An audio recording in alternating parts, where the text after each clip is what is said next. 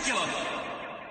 This is Sid and Friends in the Morning. No, I get by with a little help from my friends. Let's kick off the evening by lighting up. Oi! From my friends. The star of the show. Oi! Oi! I spoke to a radio broadcaster famous here in New York, WABC, Sid Rosenberg. This is Sid and Friends in the Morning. No, I get by with a little help from my friends. 77 WABC.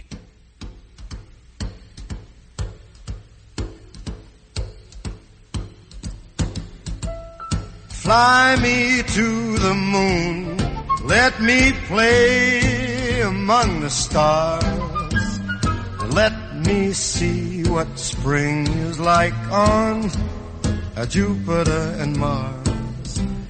In other words, hold my hand. In other words, well, baby, and it's kiss Joe me. Piscopo, a Frank Sinatra extravaganza, Fill my heart with Ramsey song and let Sunday me night, sing 6 to 8. forevermore. Yeah, swing it, Rich Rodabali, swing it. Today's only Thursday. I know, but perfect mood music.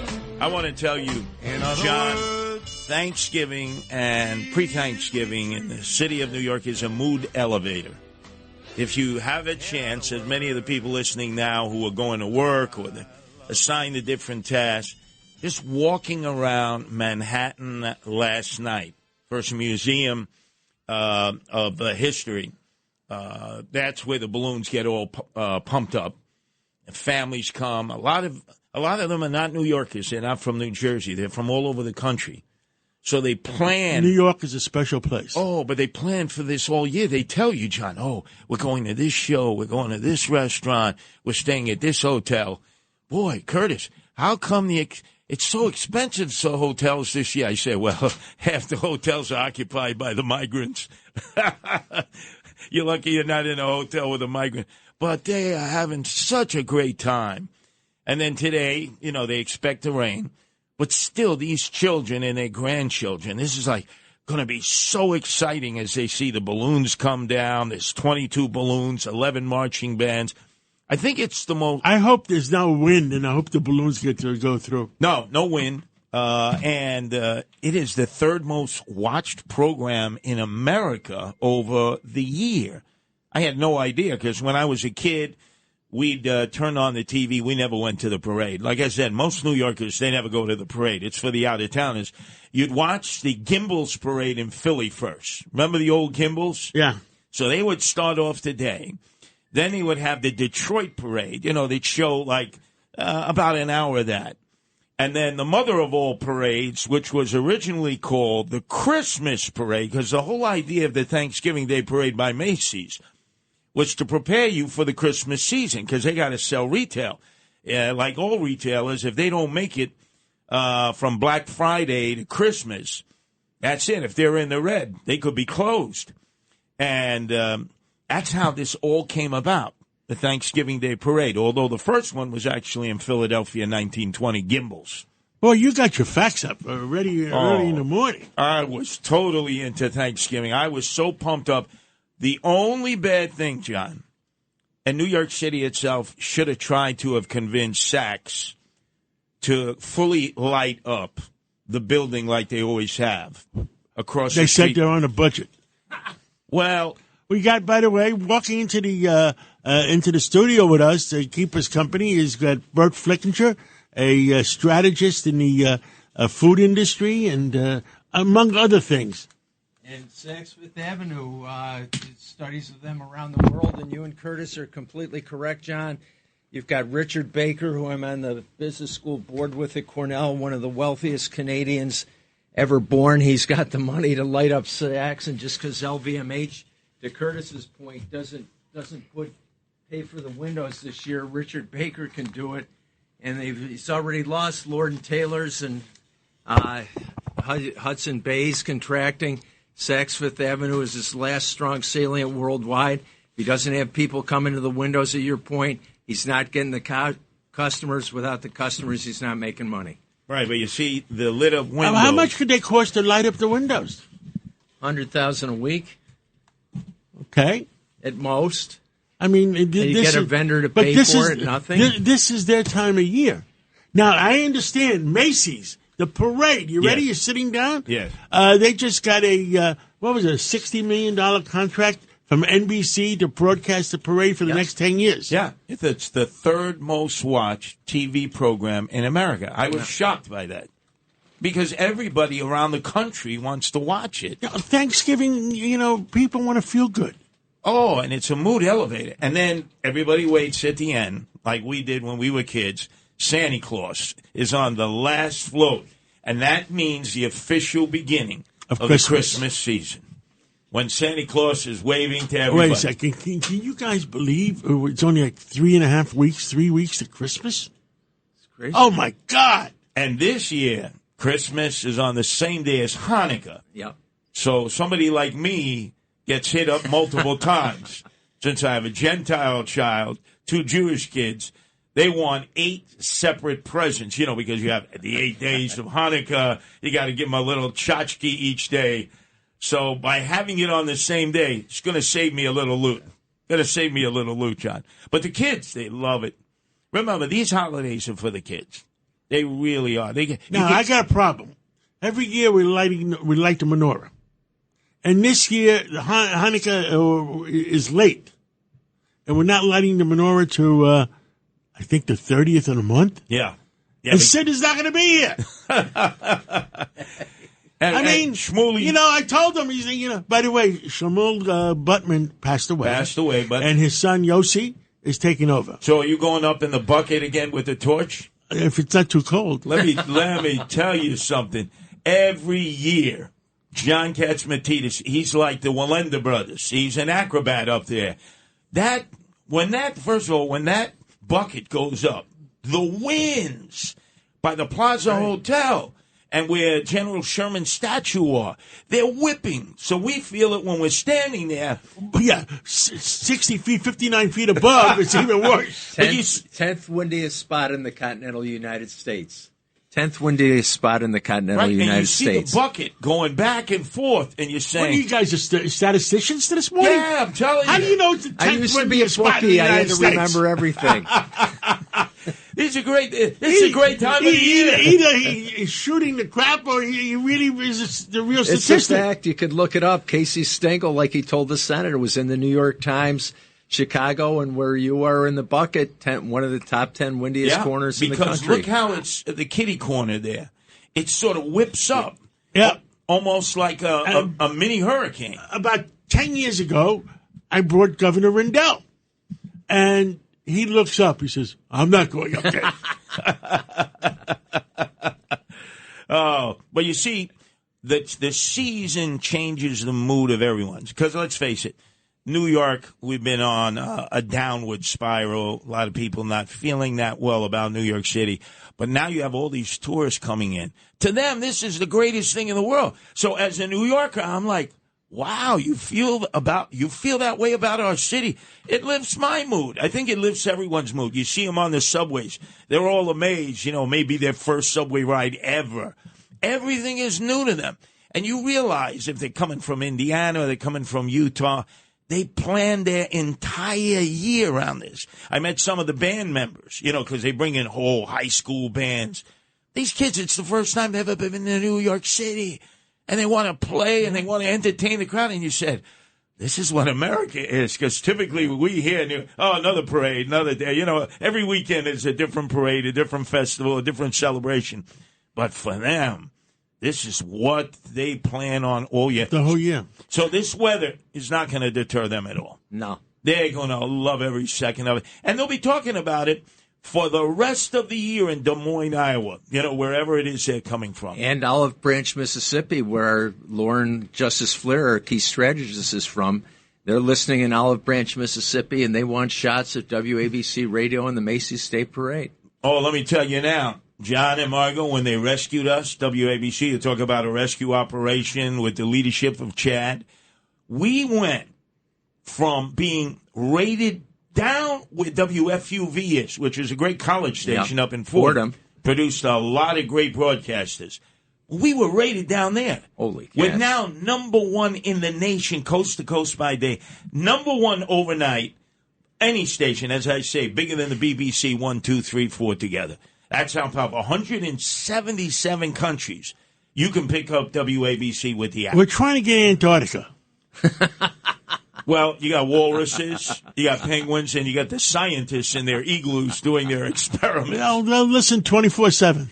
But it is amazing, from virtual death, like Lazarus from the death, to the biggest radio station in America by day, biggest in the world at night. It's incredible.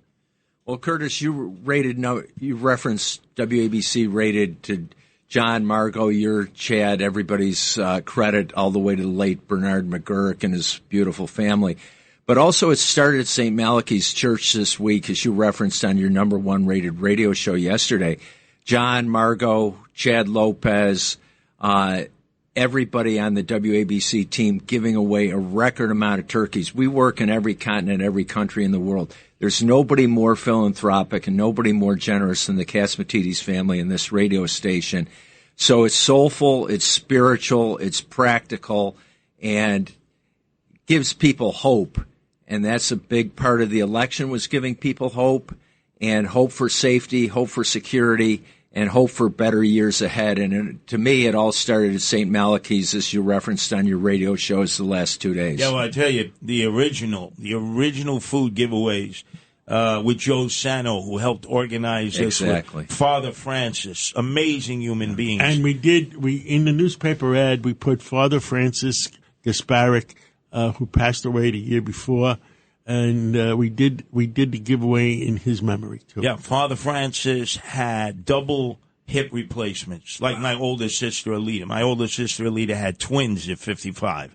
So I knew how he was suffering, because I saw how my sister suffered with that. He would always be there. He would greet everybody coming into the food bank. And the most interesting thing about St. Francis at that time is you would see average, everyday people down on their luck, Americans that we should be helping.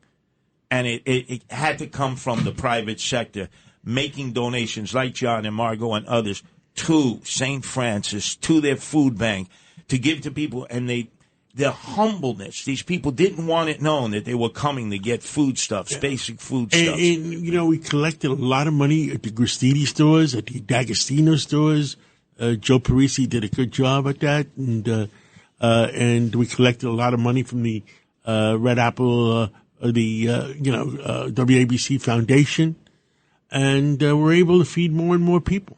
And through the Christmas season, too. So it's not only Thanksgiving. It's all through Christmas, because we had AARP there. We had Police Athletic League there. So we had the elderly. We're taking care of them.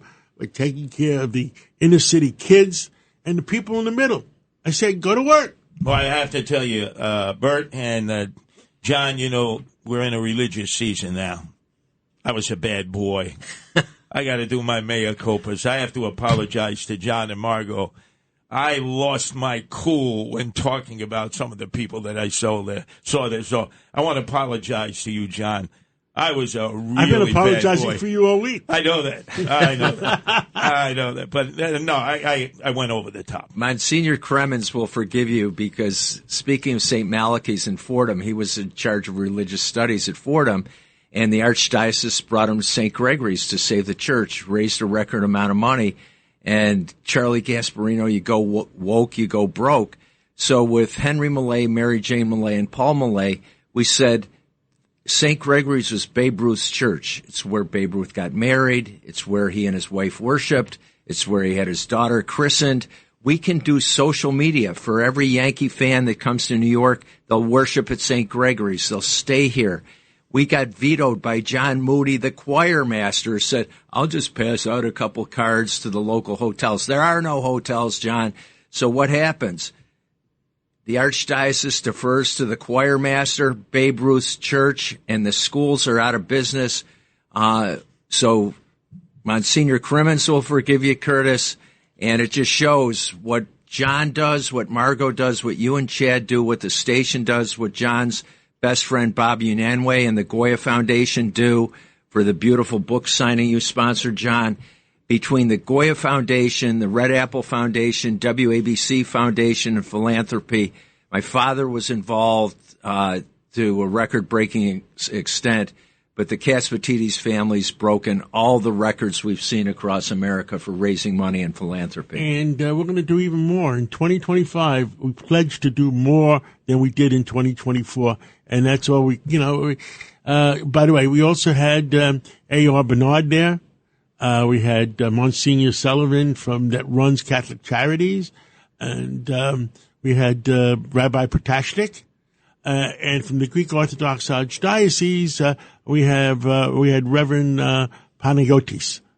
Well, you had it all covered. Yeah, we covered. I mean, for sure we're going to heaven someday. So you had Old Testament, New Testament covered right across the way. And let me make one other thing and apologize to Catholic Charities.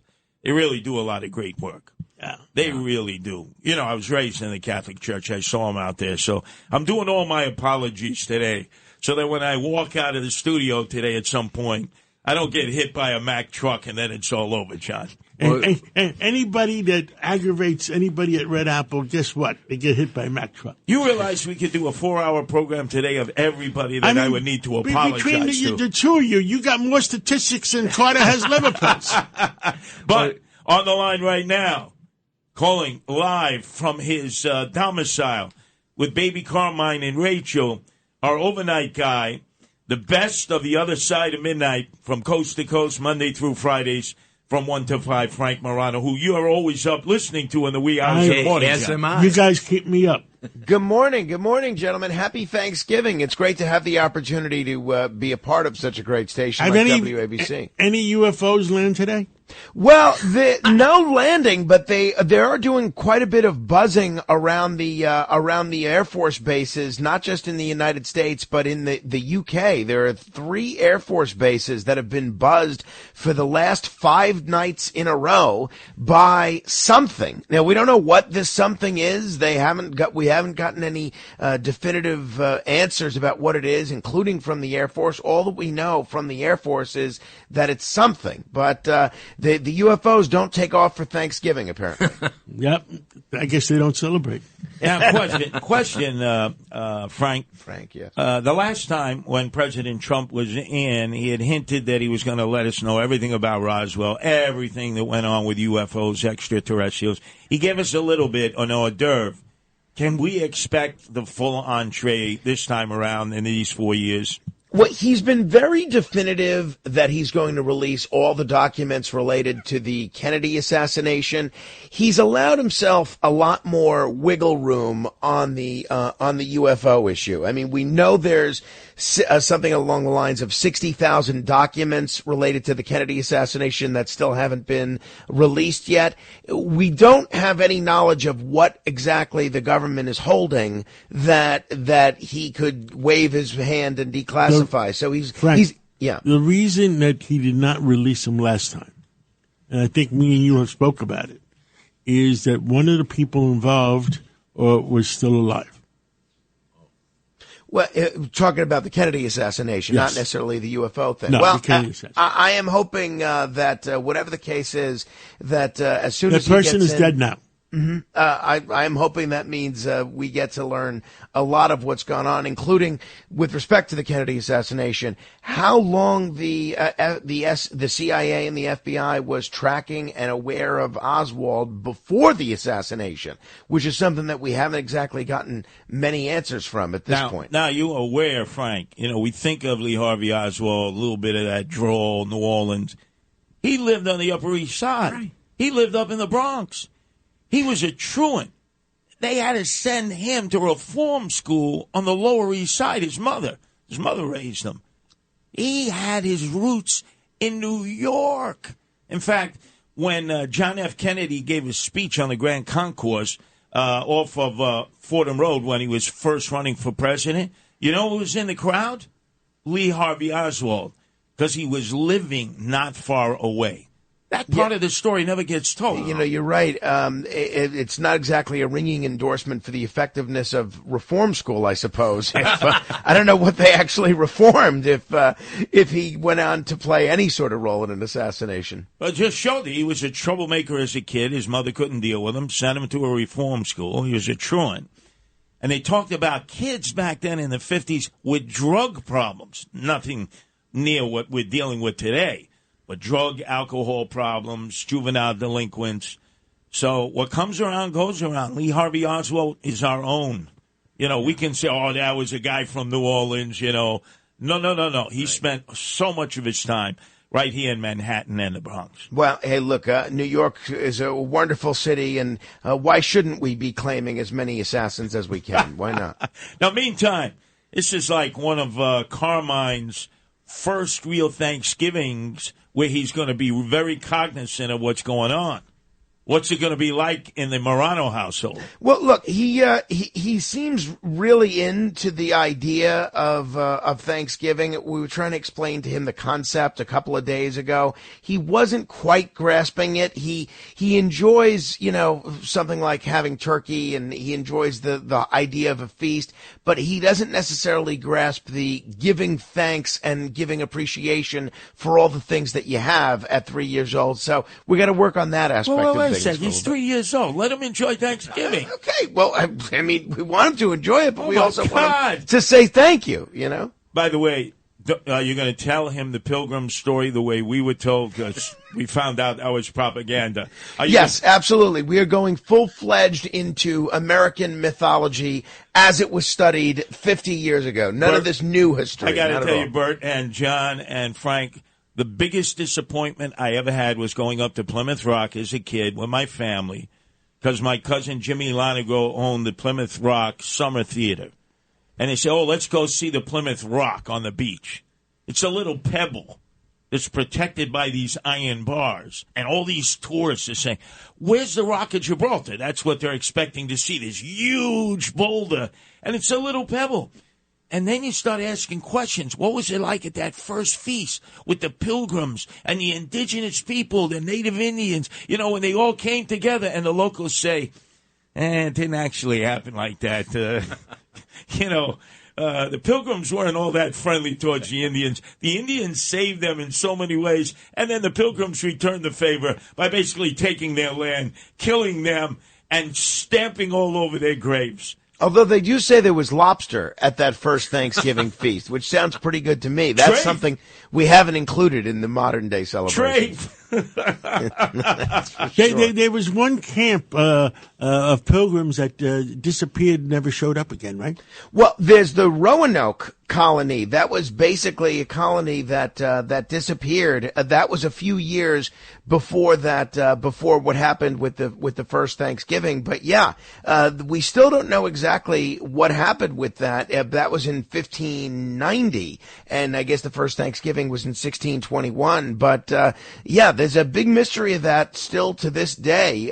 You had one of the colonists, Governor John White, returned to England for supplies, and he was delayed because of the Spanish Armada. And then when he returned to Roanoke, all the colonists were gone. The only trace of the colonists was one word, Croatoan, carved on a post, and that's it. No bodies, no anything. We don't exactly know what happened to those people. Let me ask you a question. Please do not expose Carmine, little Carmine, to 1619. The revisionism of how America started. Please make a promise on behalf of you and Rachel that you will not DEI your kid and expose him to that book 1619, which basically says that all of us white people are responsible for what America has become, a disaster. A disaster! Are you kidding? Please, don't do that, Frank. Don't. You know, something tells me he's going to get enough exposure to the 1619 project without us cramming it down his throat. So. All right, well, you and the Morano family enjoy yourselves. It's a very extended family of mostly Sicilianos. So that means, you know, it's a lasagna turkey that they're going to have in addition to the 10-course meal. Well, and then Yeah, although we're going to be at my wife's family today, so they have the more Irish-themed cuisine, which is a little light on the manigot. Oh, my God, that's horrible in comparison to Italian cuisine. What are you, a masochist? This is why you've been married 4.5 times, Curtis, and I'm still on my first. Sometimes you have to shut your mouth God and bless. go with your wife. You're right. You have to put that marriage face on. God bless you and the Morano family. Happy Thanksgiving, Burt, Curtis, and John. Perfection Thank you very now. much. Happy Thanksgiving. Take care of yourself. Very good. We'll be back with our Thanksgiving Day extravaganza. You don't need to go anywhere else. We're live and local, as we always are here on the greatest radio station on this earth, WABC. Sid and Friends in the morning. 77 WABC. I want her. I need her. The musical choice of our owner and operator, John Catsimatidis, is kicking in. Oh, wow. We all have our choices. With Rich Radabali on the boards. Did you know that Rich Radabali has been a DJ for years? I mean years. Had a big family you had to supplement while they were growing up. Liz Radabali, his daughter, is one of our great news persons now. Does a great job. Yes, absolutely. So you should be proud of Liz. She's doing a great job, part of the WABC tradition. And the other thing, Bert, that our audience needs to know, when John and Margot rescued us, is that we don't just want political talk. Weekends are for entertainment. So when you tune in to WABC on the weekends, wow, it's like a blast from the past. Joe Piscopo, Vinny Medugno, Cousin Brucey, Vinny's calling in later. Yeah, the Prince of Staten Island, Vinny Medugno. What a set of pipes that kid has. Absolutely. And then Tony Orlando, I always say without Dawn. But No, during our WABC gala, you brought it. Dawn came. Yes. It was their 50th anniversary. CBS, they opened up in 1954, and we had our gala in 2024, and CBS came, the CBS television came, and they filmed it, and it was the 50th year anniversary. No, it was great because that broke all barriers. Tony Orlando tells a great story because, he's part Puerto Rican, part Greek. Right. Then he had the two young ladies. We call them a Greek-Rican. Right. Clearly African Americans. And now you're going on national TV for a variety show. Right? That people don't realize. 1954. Right. Don't realize that was not permitted. So you can imagine how the executives were when everyone down the South was screaming, "We won't buy your products. We'll boycott you." What? You got this guy up there who looks like, a Mexican guy with two women, from Africa. That's what they were saying at the time. And yet the network held firm, and it became the number one rated variety show in the nation. I remember watching it. It was great. Yeah. And the guests didn't boycott it either, because they were told, if you show up on that show, you may never work in Hollywood again. It was a tough time. We can't relate to it now. We can't relate to it. But we'll tell you this. It is Thanksgiving Day, and for all of you, many of you have to work, so you're in your cars, you're driving to your locations. It is a day, thank God, where we finally realize keep the doggone stores closed. Because for a long time, John, other than food stores like yourself, which are a necessity. In case you need an emergency turkey, Gristedes D'Agostino is open. But the retail stores were getting so crazed that they wanted to stay open every day of the week, 24 hours a day on holidays. And when lockdown and COVID came, one of the few benefits that came is people began to say, Thanksgiving is a day where retail should be shut. Tomorrow, everybody will be lining up 3, 4 in the morning when Frank Morano is on for Black Friday. But now, for the most part, you're not going to see any of the giant retailers open. Thank God. Because remember, you got over in Bergen County, Blue Sunday. Exactly. They don't open. And all the malls are over in Bergen County. So let's face it, they lose a lot of money. But they determined, nope, we're going to keep the tradition. Families should try to be together on Sundays, if at all possible. And speaking of which, Curtis, you look at unnecessary crime. I was at the Walmart 5022 in Valley Stream Thanksgiving evening when they opened the doors for Black Friday. 2,000 people stormed the doors. Seniors, children, moms stampeded half to death. And the poor security guard was stampeded to death. And why did it happen is because Walmart is quote-unquote doorbusters of 50 TVs, limited off time only. And if you don't get the TV, you don't get the deal. My father, working with John, passed a law in New York State and the country. If you don't have the product on sale, you give a suitable substitute and or a rain check. Walmart refuses to do that, so they create their own stampedes. So let those stores be shut, to your point on Thanksgiving, and keep public safety and don't have the innocent killed in the stores, because you look at the top crime sites in the country, Walmart using 911 for security, as I've done on cover stories for Time and Bloomberg, has low to no security, so they lead the country in crime in 250 locations. Just absurd. Although I want to give credit where credit is due, Walmart has eliminated DEI.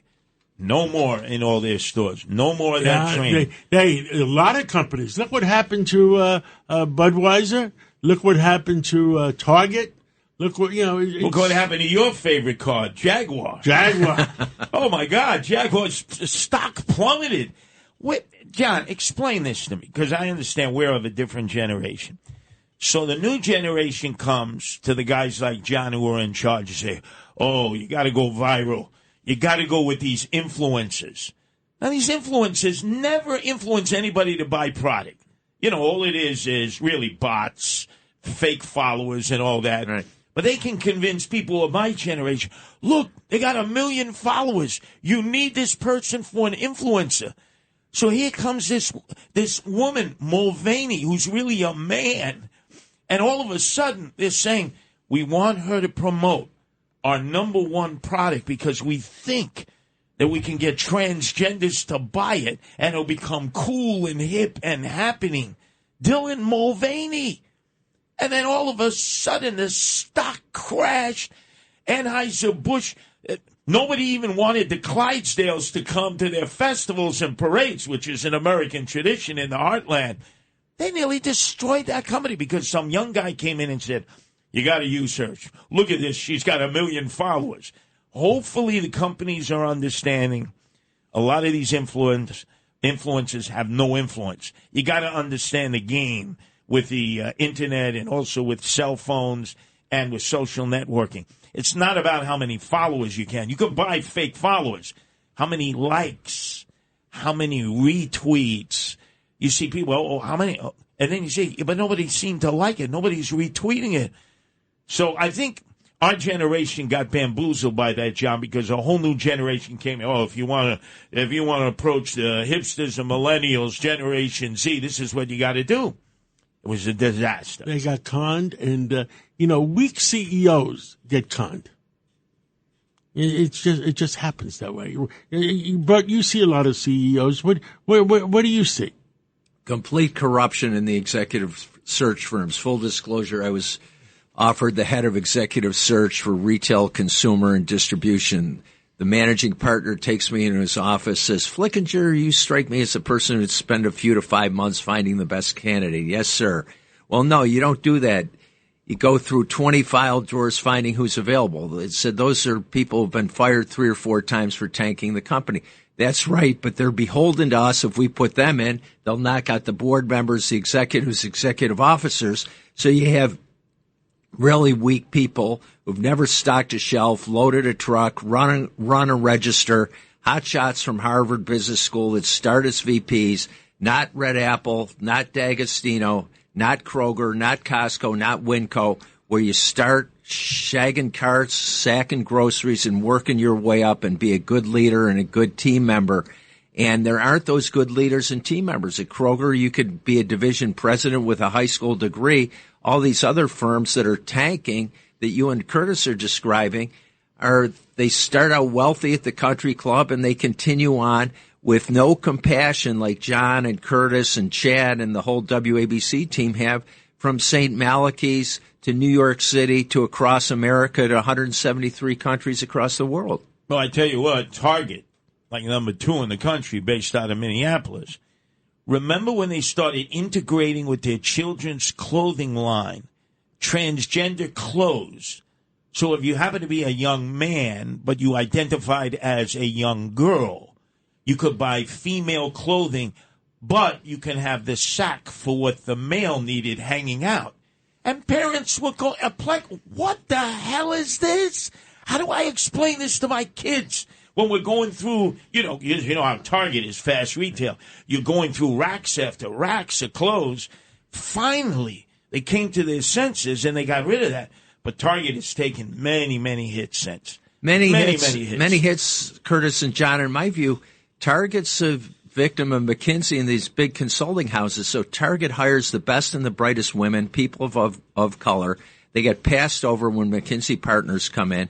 What does that mean? It means Carl Volkman, abandoned in South Africa, migrates with his mother and brother to this country, employee of the year of Target, finds out the McKinsey inventory management system is off. Carl being a Cornell engineer, so he corrects the system. He goes from employee of the year to warning to on notice to terminated because he took his district manager to the shelf and said, there's no inventory. It's showing it's here. It's showing it's on order. It's showing it's in the back room. McKinsey went 0 for 3. Well, Carl, you bucked the McKinsey IMS system, so Target's out of stock across the country. The Volkman brothers are fired, and nobody's paying attention because all these McKinsey guys have their buddies on the board and the women and people of color who have built the company into such a powerhouse, best in philanthropy with George Draper Dayton and the Dayton family, best in philanthropy along with the Catsimatidis. The real operators and practitioners aren't running the company since Bruce Draper Dayton sadly passed away. Well, I tell you what, they all got killed with the shoplifting. When they made the decision to tell their managers and employees, you don't dare stop shoplifters. You don't even go into the parking lot and get their license plates. Leave them alone. That was a license to steal all over the country. Mobs of young men, they call them flash mobs because you can actually assemble utilizing your smartphone and your iPhone, and you can swarm a store. 40 cars roll up. They go running in. They start grabbing everything. Your guards are told don't do anything. Your employees are told don't do anything. Managers are told don't do anything. Don't even go into the parking lot and take the license plates, which would help the police track them down. And then they wonder why they're going out of business. And you know what's so the CVS manager, the CVS CEO who got fired, what was he doing? Or the woman who succeeded Larry Merlo. Yeah, but it was Merlo's fault. And if somebody tried to stop a shoplifter, you know who he fired? The person stopping the shoplifter. And you know what's so idiosyncratic? John talks about Rocky Calavito as his number one assistant out of the Bronx, Cleveland Indians, Yankee Stadium.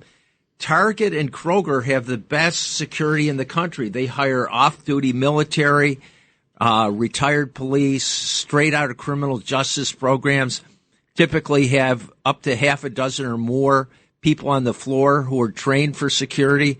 And then, as you referenced so well, Curtis, Target, CVS, and others don't have Rocky Calavito at their side, and they have the right policies and procedures, but they don't follow them. Oh, and as a result, we see retail operations closing all over the country. But anyway, welcome to our Thanksgiving Day extravaganza. We're live and local, as we always are here at WABC. We got a whole host of guests coming up that are going to greet in this festive occasion, which is a mood elevator, unless you have to work today, unless you have to be out in the streets where it's raining. So enjoy the broadcast here on WABC. Sid and Friends in the morning. 77 WABC.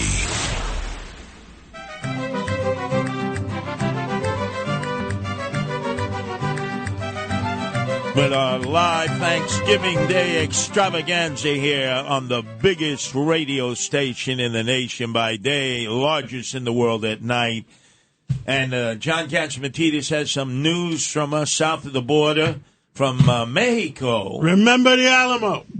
Now, what exactly transpired? The president is not even sworn in yet. That's January 20th, Donald Trump. What has he accomplished to do that Joe Biden, Harris, and Mayorkas. He's not even president yet. Exactly.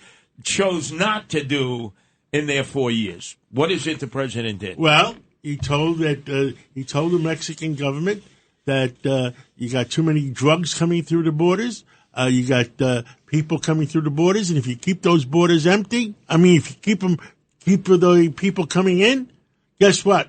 You're going to have a 25% tariff. Yep. And guess what? The new female president of Mexico surrendered. But he also did another thing that most other presidents have never done when dealing with Mexico. He admitted that America is the marketplace for drugs. It's our insatiable appetite. We've created the demand because the Madam President of Mexico said, look. You're talking about Colorado again? Not Colorado, all of America.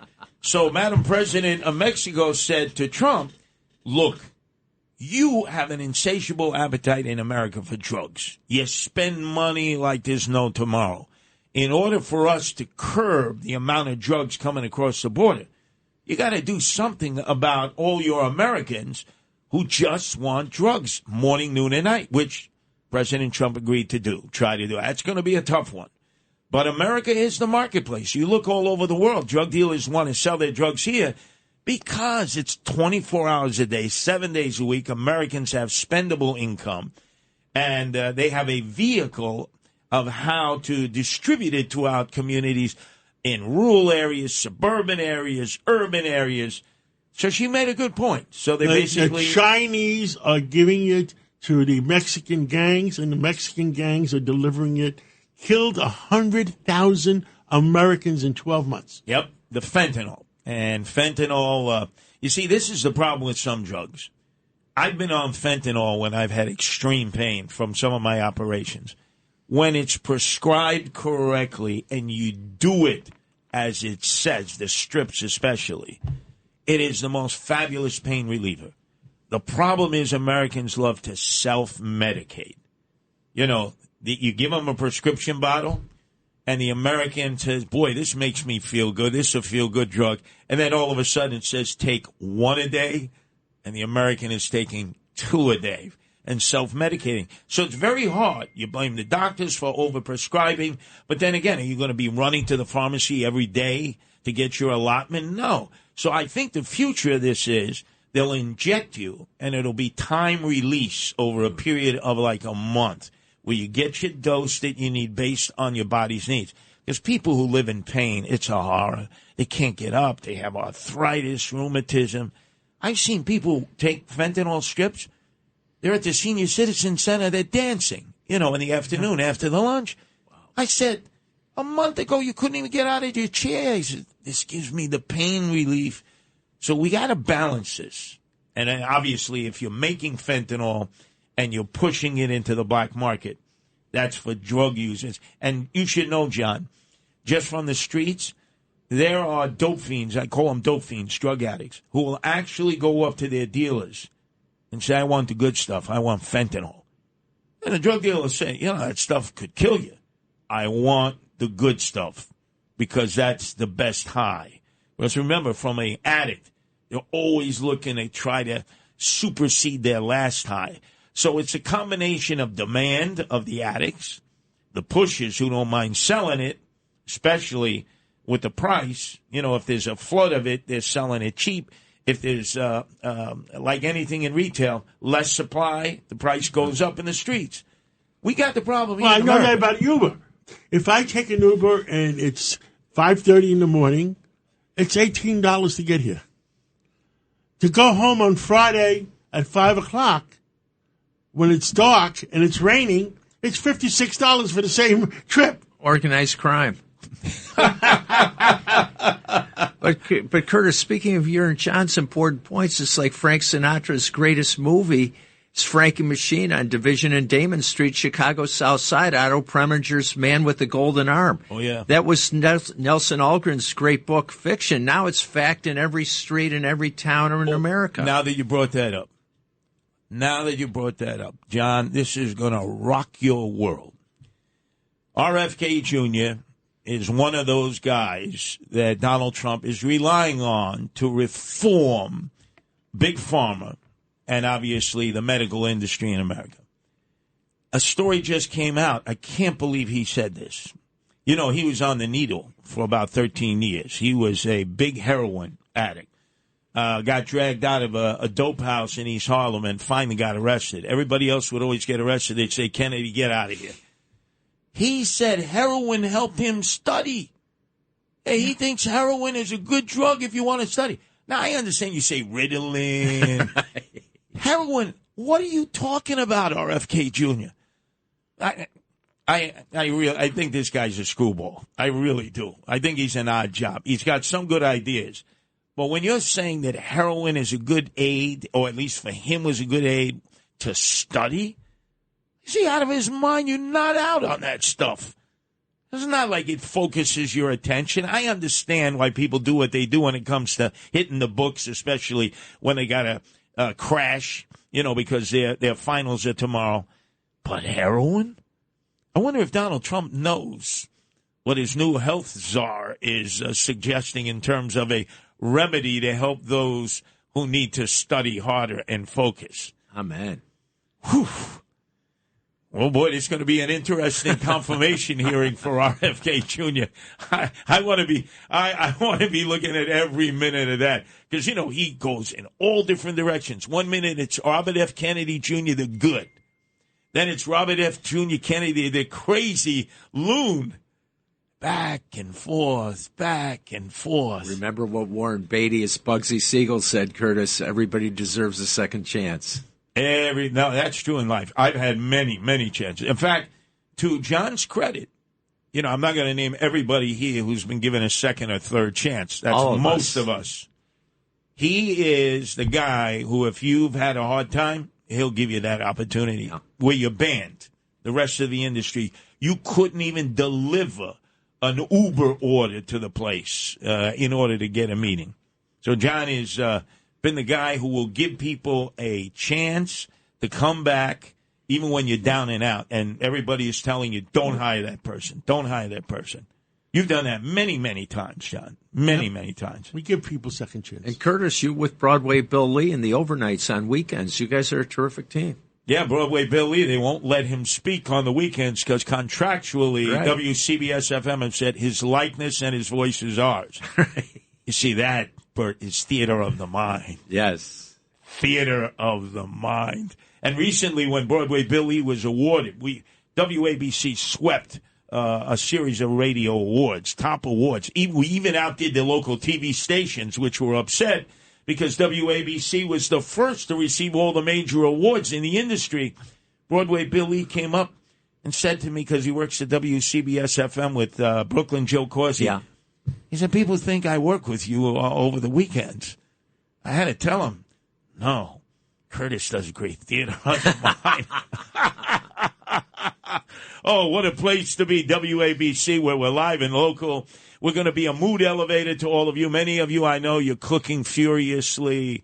You're getting the rice-a-roni, the San Francisco treat ready, the stovetop stuffing. For guys, you're getting capons, castrated roosters. You're getting the turkeys, the whole 9 yards. You got your friends right here, John Catsimatidis, Burt Flickinger, yours truly, Curtis Sliwa, right here at WABC. Spectacular! This is Sid and Friends in the Morning. No, I get by with a little help from my friends. Let's kick off even by lighting up. Oi! From my friends. The star of the show. Oi! Oi! I spoke to a radio broadcaster famous here in New York, WABC, Sid Rosenberg. This is Sid and Friends in the Morning. No, I get by with a little help from my friends. 77 WABC. Well, I think I'm going out of my head. Yes, I think I'm going out of my head over you. From the rooftops of Bedford-Stuyvesant, little Anthony would be crooning, you know, doo-wop, a cappella as it would flow through the streets. Actually got a chance to see little Anthony perform for Cousin Brucey, the greatest DJ of all time, out in New Jersey. The guy still has the pipes. still has the pipes. By the way, speaking of New Jersey, great job this morning, James Flippin, handling the news at 5 o'clock for Noam Laden, who's with his family today. Any good news? Yeah. He had a good sprinkling of news. You know, he has a tradition, James Flippin does. He deep fries the turkey outside. And I kept arguing with him leading up. You know, we're under drought restriction.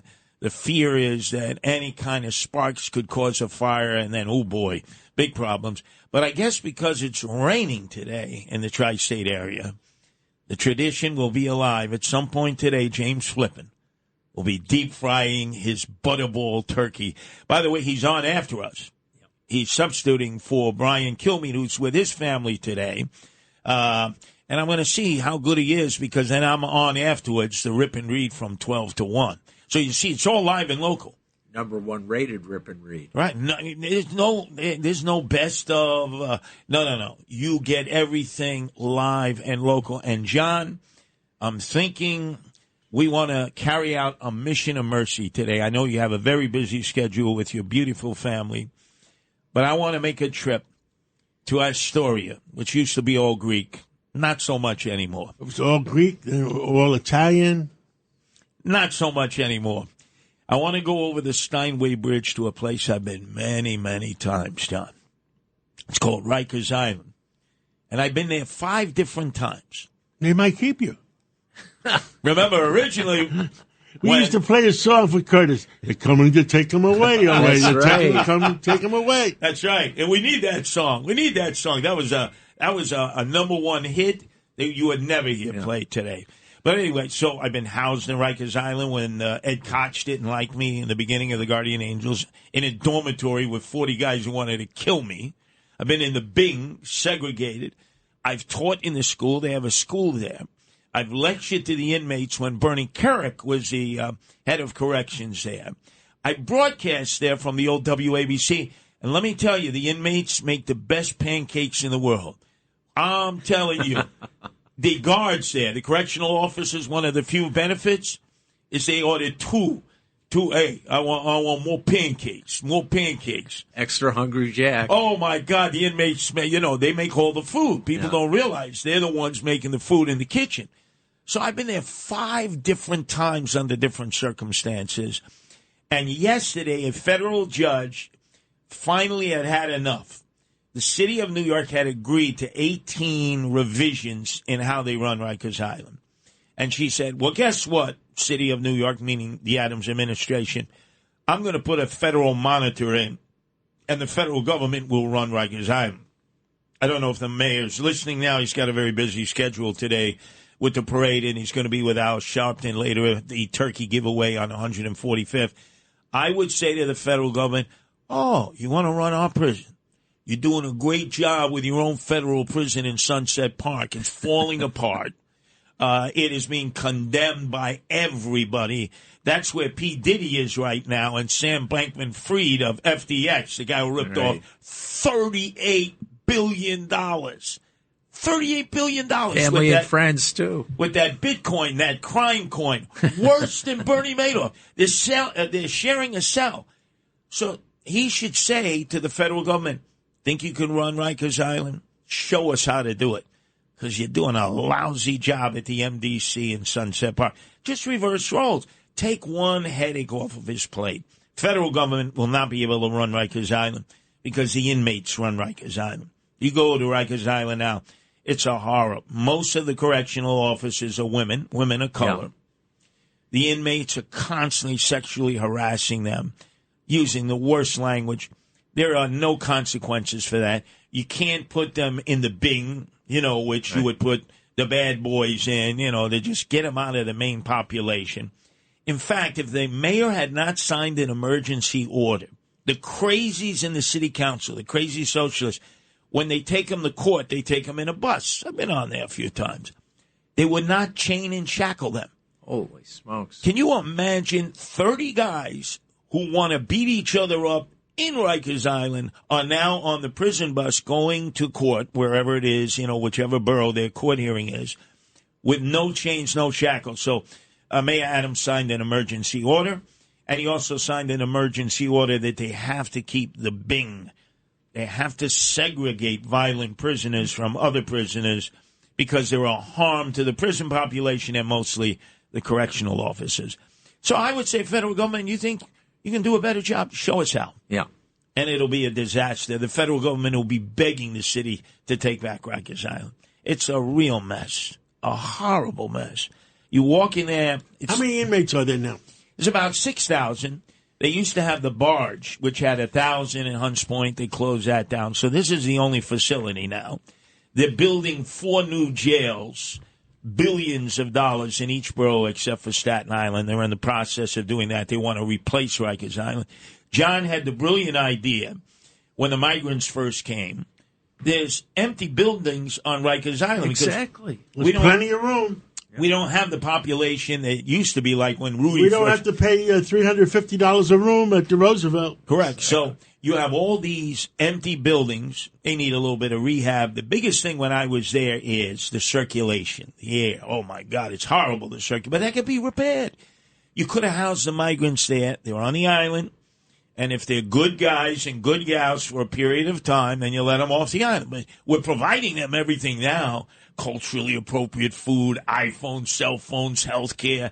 Keep them on the island. Put them in those buildings. The prisoners are in their buildings. They're not getting out of there. But no, they said, oh, that's cruel and inhuman.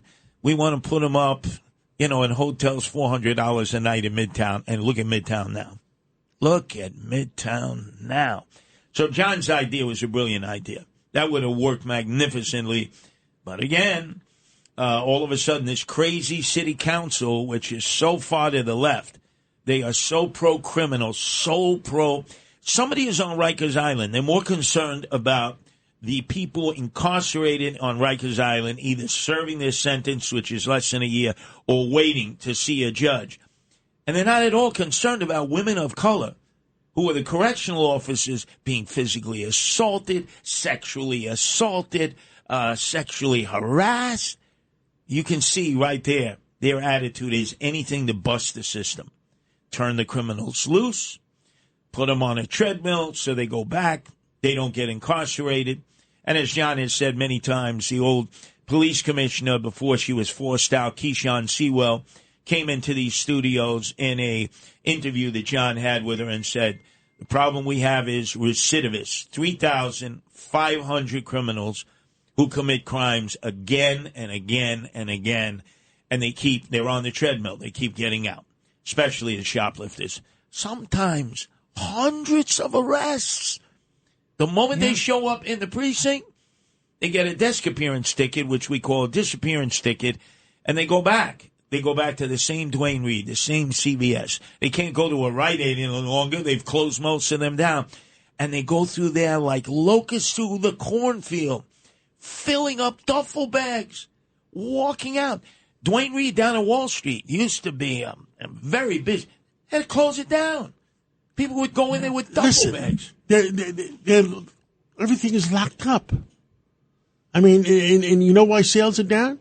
Because, and Burt knows, he's a retail expert, nobody wants to go in the store and wait 20 minutes for the clerk to get you the Colgate toothpaste. Exactly. My alma mater, PricewaterhouseCoopers, said 25% of people are afraid to go to shop on tomorrow, Black Friday, and Small Business Saturday, and that's why Cyber Monday and cyber ordering online is so much bigger than retail online.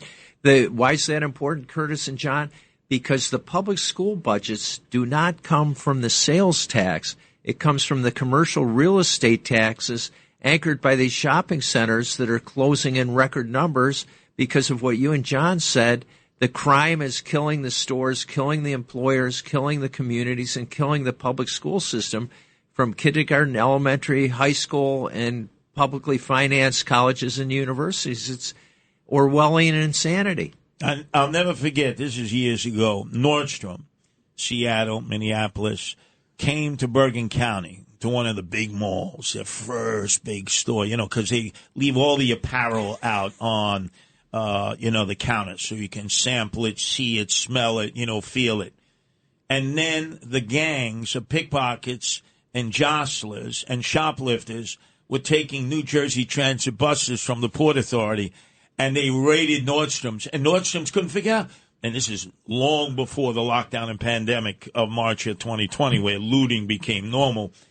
The CEO, CFO, COOs of Nordstrom, the people in charge of security, couldn't figure out, why are people doing this in New Jersey and Bergen County to our Nordstrom? They're not doing that in Seattle. They're not doing that in Minneapolis. So you can't put anything out there for the customers to see, feel. You better have it locked under a ball and chain and attached to something. And they almost got put out of business until they recognized you got to do business differently. Now that's universal across the country. Speaking of the city council, one thing John and Margot and Red Apple and Gristedes and Joe and the team always give thanks to is organized labor, who, to your point, Curtis, were so strong during COVID, taking care of the customers, taking care of security. And John stood strong with Rob Newell, UFCW Local 1500, the Dursos, John Nicolai of 464A, Harvey Wiley of 1262. And the unions have worked with John, Morty and David Sloan, Avi Kaner to go to the city council for public safety in these illegal produce stands that are really laundering machines for migrants and organized crime. No, we had somebody on the other day, and guess what? Originally these things were supposed to be for vets. Yes. Or the fruit stands, the sunshine law, for the newsstands, the Frankfurter stands, and now it's a business, and these people are ripping everybody off because the migrants they rip off the migrants. There's no Department of Health watching them. You don't know what you're buying. Yeah, and to John's point, we worked with Dr. Betsy Bin from Cornell College of Agriculture, who was also the head of produce safety for New York State and for the U.S. Department of Agriculture. And to John's point, unrefrigerated trucks, nobody's washing his or her hands, no temperature controls, the fruit's rotting, the rodents are getting involved in all this stuff. There's cross-contamination, pathogens, unprecedented disease and contamination potential. John heroically takes it to the city council with John Sumas and Morty Sloan and Rob Newell and the great UFCW leaders, Durso, Amendola, Nicolai, Wiley, Wendell Young at 1776, the great UFCW Eastern Division Council, who funded the city council to get elected, and they for public safety. And people can literally die of salmonella and botulism and all these crimes from what they buy at these fruit stands that, as John pointed out, are putting out every publicly owned and operated and tax-paying food store across the four boroughs. I was talking to Joe Parisi, who runs for John Gristedes, and he was saying how in an uptown store they have construction sites. The migrants show up and they're selling everything right outside of the Gristedes and D'Agostino's. They line it all up. Yeah. They're selling the water, the juices, they're cooking food. You know, it's like a third world country. No enforcement whatsoever. So here it is. John has got to pay all kinds of taxes. He's got to pay for the workers. He's got to pay for their health care. He's got to deal with pilferage. He's got to deal with people. And the guy at the fruit stand outside pays for nothing. Nothing. Yeah. Nothing. And by the way, a lot of times it's all on the cuff. What I mean by that is you have other illegals who become the wholesalers for them, the self-employed now retailers. They pay no taxes. They don't follow any of the rules. And there's no enforcement. No minimum wage, nothing. Nothing. And the city council wants to turn a blind eye to it. But right now, with that bad news, that ain't happening today because most stores are closed today. So even the migrants will be away, except in trying to sell little tchotchkes and food to all the tourists who have poured in to watch the balloons come down from the Museum of Natural History down to Macy's Herald for our annual Thanksgiving Day Parade. We're live and local here at WABC. 77 WABC. This is Sid and Friends in the Morning. No, I get by with a little help from my friends. Somewhere over the rainbow, way up high. Judy Garland. There's no rainbows today. No rainbows, but a lot of kids. Rain. And Judy and her beloved dog Toto is performed by proud Buffalonian Harold Arlen, who wrote Somewhere Over the Rainbow. With all due respect for my East Side brethren, Aretha Franklin, Grover Washington Jr., Rick James, and many others. Harold Arlen should be recognized, along with late great Judy Garland, for uplifting us all with Someday Over the Rainbow with her rescue puppy Toto. And Curtis and Nancy and John have more to talk about with pets, along with other interesting, important news today. Let me tell you, Bert, we had the guy, and I've christened him here at WABC. John has heard me. He is the man who brought President Donald Trump to Crotona Park. He did it. The Bronx. That's right. Yep. The Reverend Ruben Diaz Sr. Now, 1980, just a block away, Ronald Reagan goes to where Jimmy Carter had been when he came as president, said he would rebuild the Bronx, and he never did. The crowd showed up and was screaming at Ronald Reagan. He did not surrender. He did not retreat. But Nancy said, Ronnie, I'll wait for you in the car.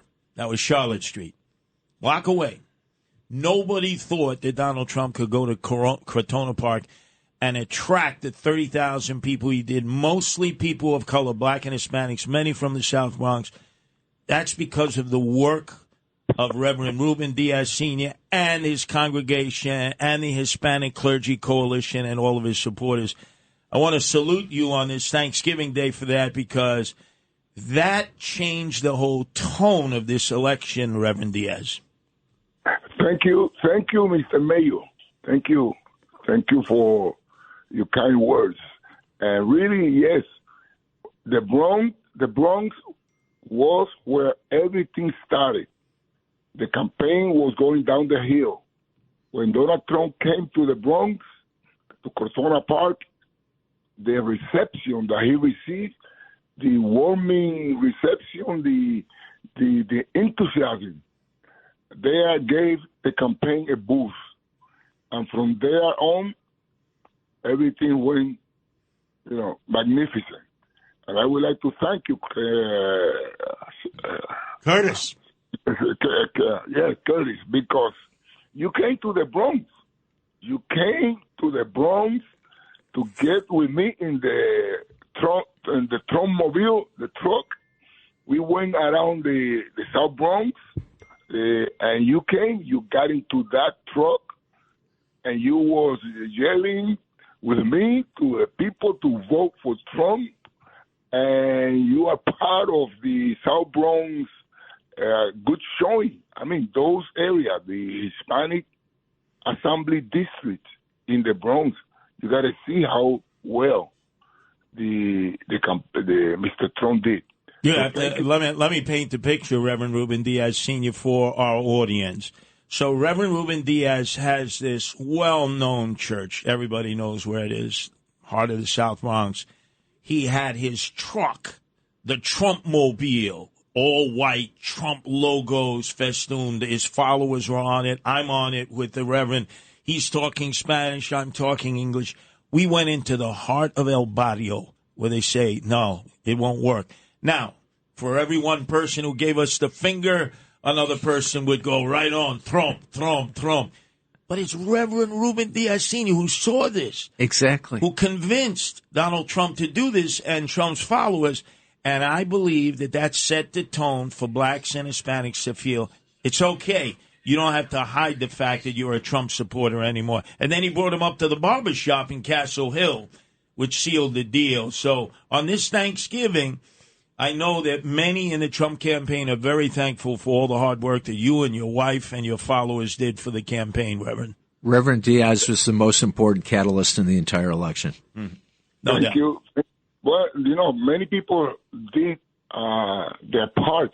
I'm satisfied with what I did and what the Hispanic ministers did and all those communities. And I want to thank all of them and wish everyone a very Thanksgiving. And Mr. John Catsimatidis. Thank you, Reverend.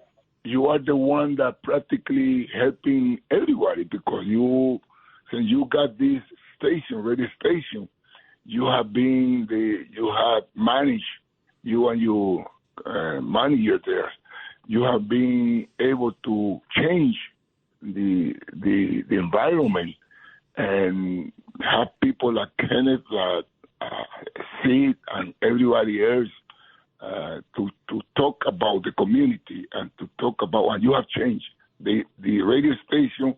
This radio station has changed the environment, and if we are where we are now, I thank God and thank you, Mr. Catsimatidis, because you have a vision, and I hope that you continue with that vision, and that God continue blessing you and doing exactly what you have been doing. God bless you. Thank you. And Reverend, this election day, we saved the free world.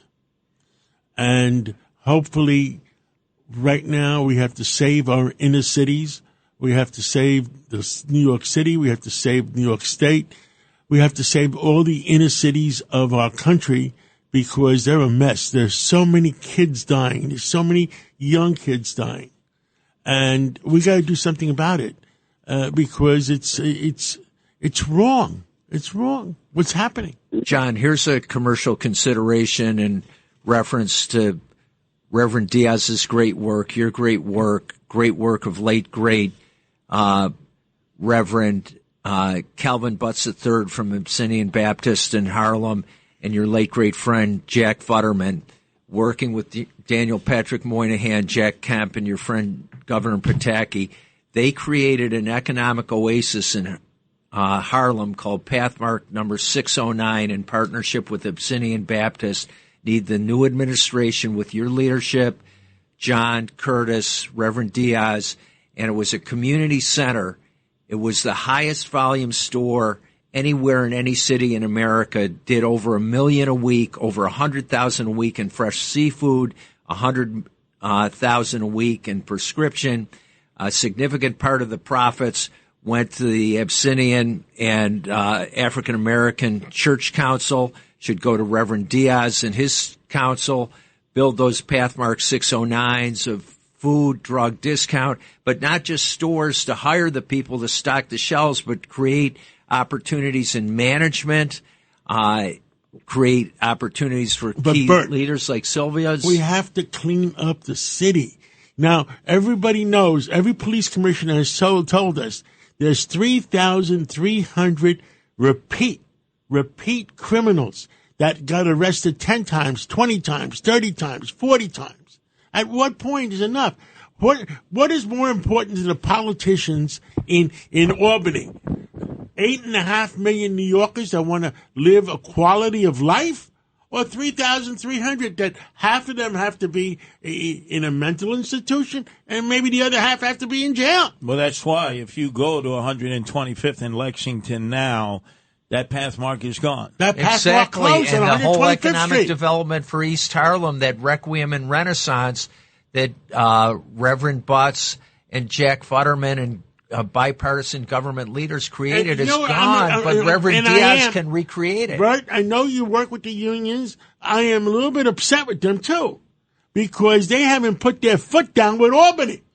And their employees are suffering. Their employees are suffering walking around. Their employees are suffering taking the subways and taking the buses. And the unions should put their foot down with Albany. Enough is enough on this bail law. Put those 3,300 criminals in jail. Exactly. John, two important things to your important points. One is for the unions to work with the unionized companies to stop the Cuomo-initiated government giveaways where the Cuomos gave Walmart, the wealthiest family in the world, that'll make the Waltons make $100 million today, another $100 million tomorrow, just in Walmart dividends. Jeff Bezos from Amazon, wealthiest guy in the world, have gotten nearly $1 billion in subsidies to put unionized employers like John, like the Sumases at Fairway, the Sloans at Morton Williams, to put unionized employers, unionized workers out of business. Have to go to Albany, Washington, every state's capital to stop the subsidies. And in terms of safety in the streets, with Jack Futterman, God bless him, at Pathmark, and his wife Estelle, we designed a store that's a community center, but also had a post office, a DMV, a state office, and a police substation. So the bad guys, his idea of my late great Uncle Dave, who stopped the stealing from his high volume liquor stores in Phoenix. Bert, Reverend Ruben Diaz Sr. knows it well. All the bodega owners, they know they got to protect their own, right, Reverend? Because if they don't protect their store, their bodega, nobody will. Yes, and also I would like to extend an invitation to the leaders of the Republican Party. We did something good in the Bronx. I hope that the Republican leadership don't oversee this and to come back. Lee Zeldin and all those leaders, they should start coming back to the South Bronx, start doing activities, start building upon the thing that Donald Trump did now. Well, I promise you, Reverend Ruben Diaz Sr., I made my bones, as you know, in the South Bronx. That's why I started the Guardian Angels. We will not forsake all that you've done on behalf of saving the country in electing Donald Trump. I know on behalf of John I can say that, and other Republicans that I deal with, we will be there for you. The people in the city of New York will always remember. Curtis, you and the Guardian Angel, you always been here. You always been all over. So I'm not addressing myself to you because your presence has been here since the beginning. I'm talking about the leadership. Yeah. Well, I promise you, Reverend Rubin, we will address that this year. I'll be very frank with everybody. If not for Puerto Ricans joining the Guardian Angels in the beginning from the South Bronx, there would be no Guardian Angels. People thought I was Puerto Rican. Cortes Silva, vaya. I would say, no, I'm not. Finally, I said, okay, I'm not going to fight it. We got to take a break, Curtis. The control room is yelling at us. Exactly. But God bless you and your wife and your congregation, the Bronx Hispanic Clergy Coalition. Happy Thanksgiving. Thank you. As we continue with our live and local coverage of Thanksgiving Day, the parade. It's going to be a wet one out there. If you have to work out there, you can listen to us, and more importantly, if you're at home getting the fixings ready for family and friends, you got a friend of your own right here at 77 AM WABC.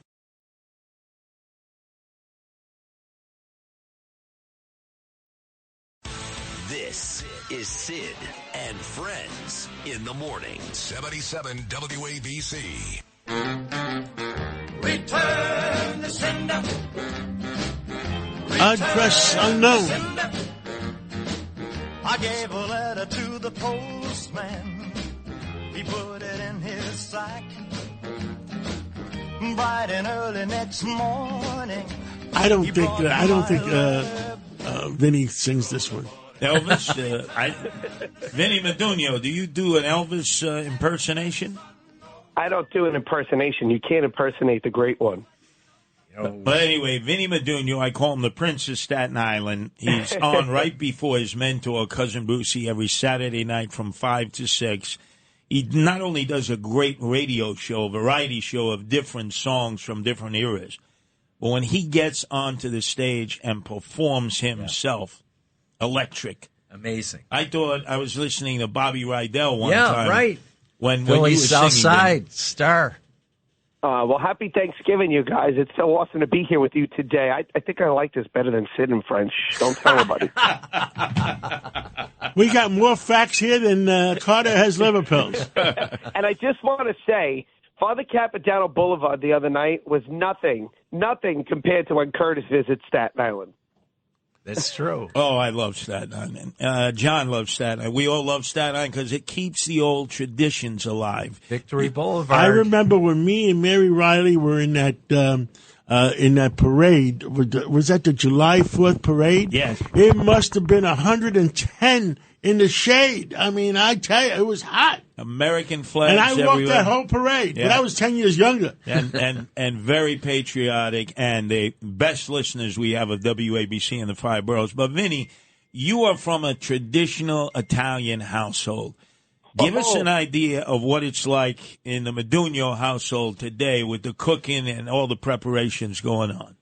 I mean, it already smells delicious in my house. My mother was throwing down since Monday night. And this is funny because she's retired from 30 years of working with visiting nurse. And she got tired of being home with my dad and said, Vincent, I want to work with you in school. So she works now with me in school in the morning, comes home at night and cooks still like a beast. And she's artichokes, Curtis. You know artichokes. You're an Italian. Artichokes are a thing that we're getting ready to have on the table in a little while. The antipasta's already made. I'm hungry. I thought it was Now, let me ask you a question, Vinny. Does she prepare the artichokes with the olive oil and the breadcrumbs? Olive oil, breadcrumbs, garlic, and the secret is to steam them in the chicken broth. She steams them in chicken broth. Oh, forget it. You don't even want the turkey. You just want to eat I'm the going artichokes. to Staten Island for a real Italian, dinner. When we were kids. And you know what? There's so much food, she'll feed everybody. So you just come in. The door's just wide open. Everybody just come on in and eat. Don't tell Miranda. He'll be right there. Exactly. When you first see the artichoke as a kid, you think it's a hand grenade from World War II. That's true. And then they tell you got to peel it because the good part is the heart in the center.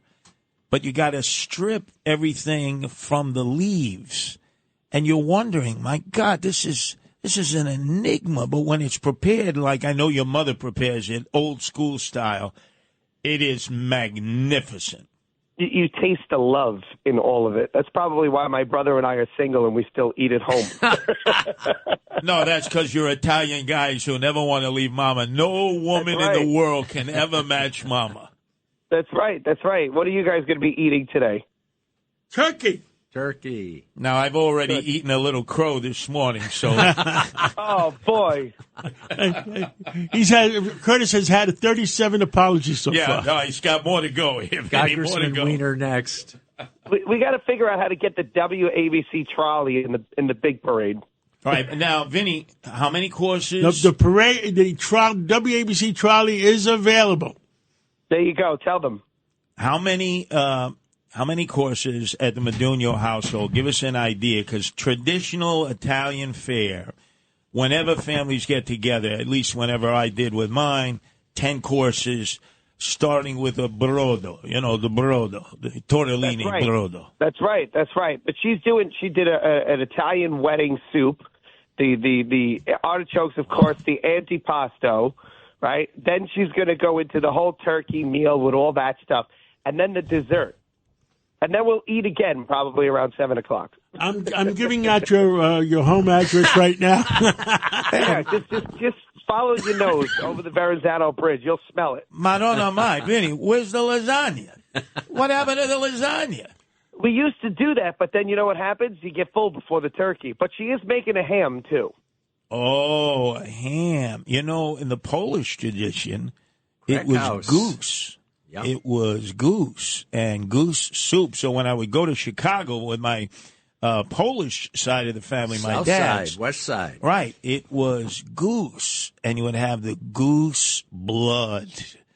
Oh, my God. The traditions. Well, we have a bunch of those running around Clove Lakes Park on Staten Island. I couldn't really get one for her to prepare.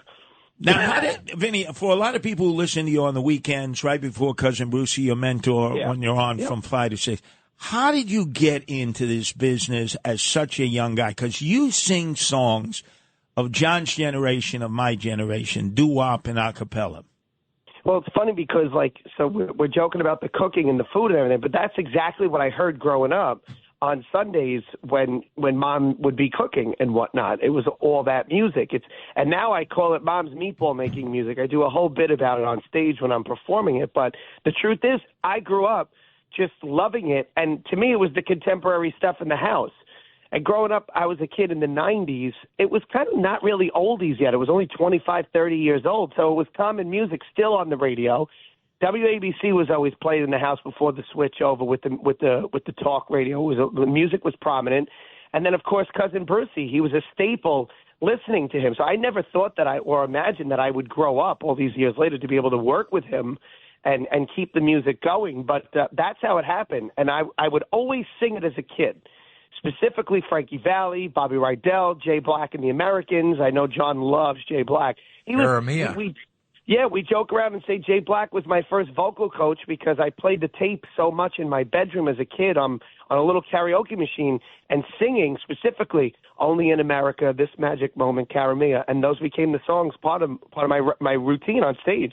Okay, but your peer group, young men, young women you were growing up with at the time in Staten Island, were not into that kind of music. So how were you treated since your music reflected more of the baby boomers generation? So I had a lot of friends. I was lucky that their families were the same type of family, and doing the performing arts stuff, being on stage with kids in school, we kind of shared the commonality of just liking different styles of music. So those that weren't familiar with oldies, I was able to bring the oldies to them, and others brought their musical styles to me. So it was cool. See, Jay Black is, we will never forget him. Nah. There's only one voice, and that was him. But carrying it on well. We heard you at Cipriani's hit those high notes of Jay Black. And let me tell you, Vinny Medugno, if you closed your eyes, you would have thought he was back on the stage. Well, I appreciate that. It's a true story when I perform. I don't know if you knew this. I think John would appreciate this because he loved Jay and he knew him very well. When Jay was not doing too well towards the end of his life, another friend that John and I had, Murray, brought a video. Murray Bauer. Chad's friend too. Chad is in the studio too right now. Happy Thanksgiving, Chad. Good morning, Vinny. But when I was doing a video of Caramia one time, they brought it to Jay where he was in his residence, and Jay seen the video, and he said, "Tell that young man to keep singing the song." And he signed a 45 and gave it to me, and I have it framed in my office. That's how special of a song it is, and that's how instrumental Jay Black's voice was in my life, and he didn't even realize it. So, well, Vinny, you are carrying the torch for Tony Orlando, for Cousin Brucey, for me, for John, our generation. Because when we're gone, ashes to ashes, dust to dust, we know that through your music and your interpretation of the history of how this all came about, you will be able to continue that on for a new generation. Thank you for that. I appreciate that. That's with the highest regard. I accept that. It's a beautiful generation.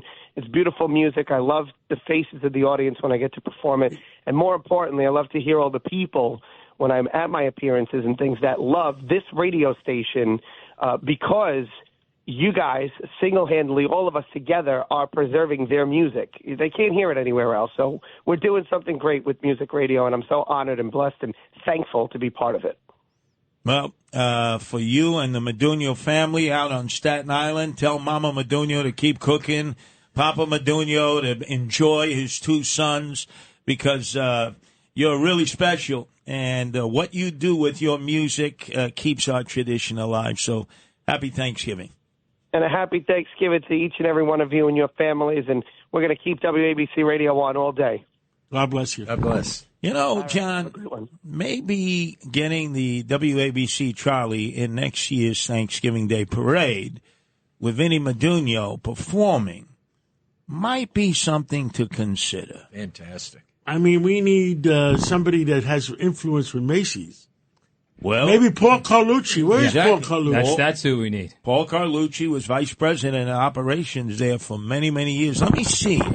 I'm going to be with him on Tuesday. Let me see if that's at all a possibility. Argyle Nelson's your man. Graduate of West Point, Special Forces captain, star of Macy's Inc. and Bloomingdale's. Argyle Nelson. He'll get it done. We'll work it. We'll work it to get that WABC, Charlie, in the annual Thanksgiving Day Parade. But we're live and local today, as we always are. So if you're preparing your fixings, welcoming family and friends over, or you're stuck out working in the rain, you know you've got your friend right here at WABC. This is Sid and Friends in the morning. But you say he's just a friend. Oh, you're my best friend. 77 WABC. Oi. Now in the street there is violence, and lots of work to be done. No place to hang out or wash in, and I can't blame all on the sun. Oh no, we're gonna rock down to Eddie Grant. Let me tell you, this song could apply to a lot of third world countries. When they don't have flour, when they don't have sugar, when they don't have bread, there are riots in the streets. That's why governments have to highly subsidize food. Doesn't matter the politics of the country. If people are hungry, they will riot. They will turn the government out. So basically, if you listen to this song, it's essentially saying that. And it's also, got to ask John this, with Donald Trump being sworn in on January 20th, does this mean a renewal of the Keystone Pipeline that Joe Biden executed upon him being sworn into office? Well, it's not inside information because I believe he is going to start the pipeline. I think he's mentioned it to a few people. So the pipeline will open again. The Alaska pipeline with Senator Sullivan up there. Don't forget, I think the Alaska pipeline has, 900,000 barrels a day capacity, and they're only using 50 or something? Yeah. And the Keystone. Give me a break. They're the previous administration, they're trying to cripple this country. Yeah, and Enbridge. Enough is enough. John, to your point, Enbridge line number 5 from Canada to the U.S., that could be transformational. Well, Trudeau Jr. will be dancing the jig in Ottawa because they need that. They need to be able to take that shale up in Alberta, turn it, frack it into oil, and ship it south to the United States. It's a tremendous revenue raiser for Canada.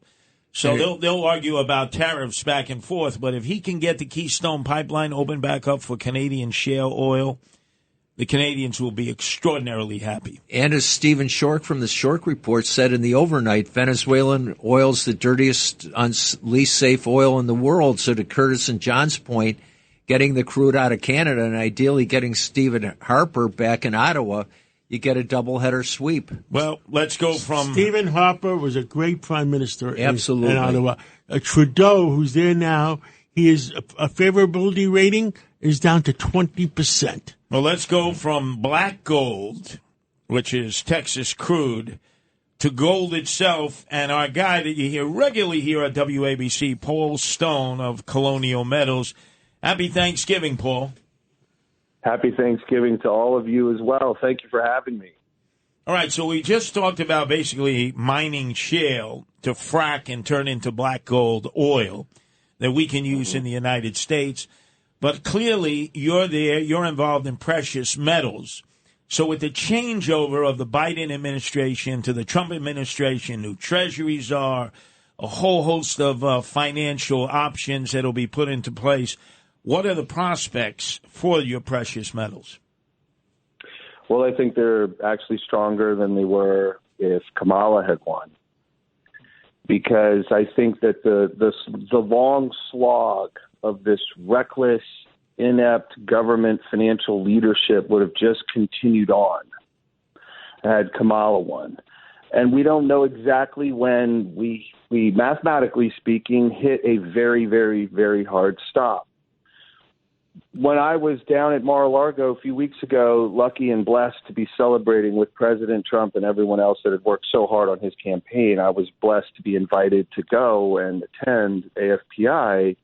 I could sense, and I have been able to, I think we all can, that, that Donald Trump and everyone that wants to work with him is going to work very hard to spin up one hell of an economy during the next 4 years. but in the way that gold is important, it fights uncertainty and it fights collapse and it fights, recessions and depressions and that sort of thing. And with the idea that you're going to be able to get Congress to send a budget bill to the White House that's $2 trillion light, I just don't see how that's going to happen. I don't see how Congress is going to ever cooperate in the way that we need them to save the dollar and therefore hopefully down the road not even need gold and silver in a very serious way because the government or the leadership out of Washington, out of the White House, reverse engineered us from this nosedive into financial health. I hope that that's a possibility.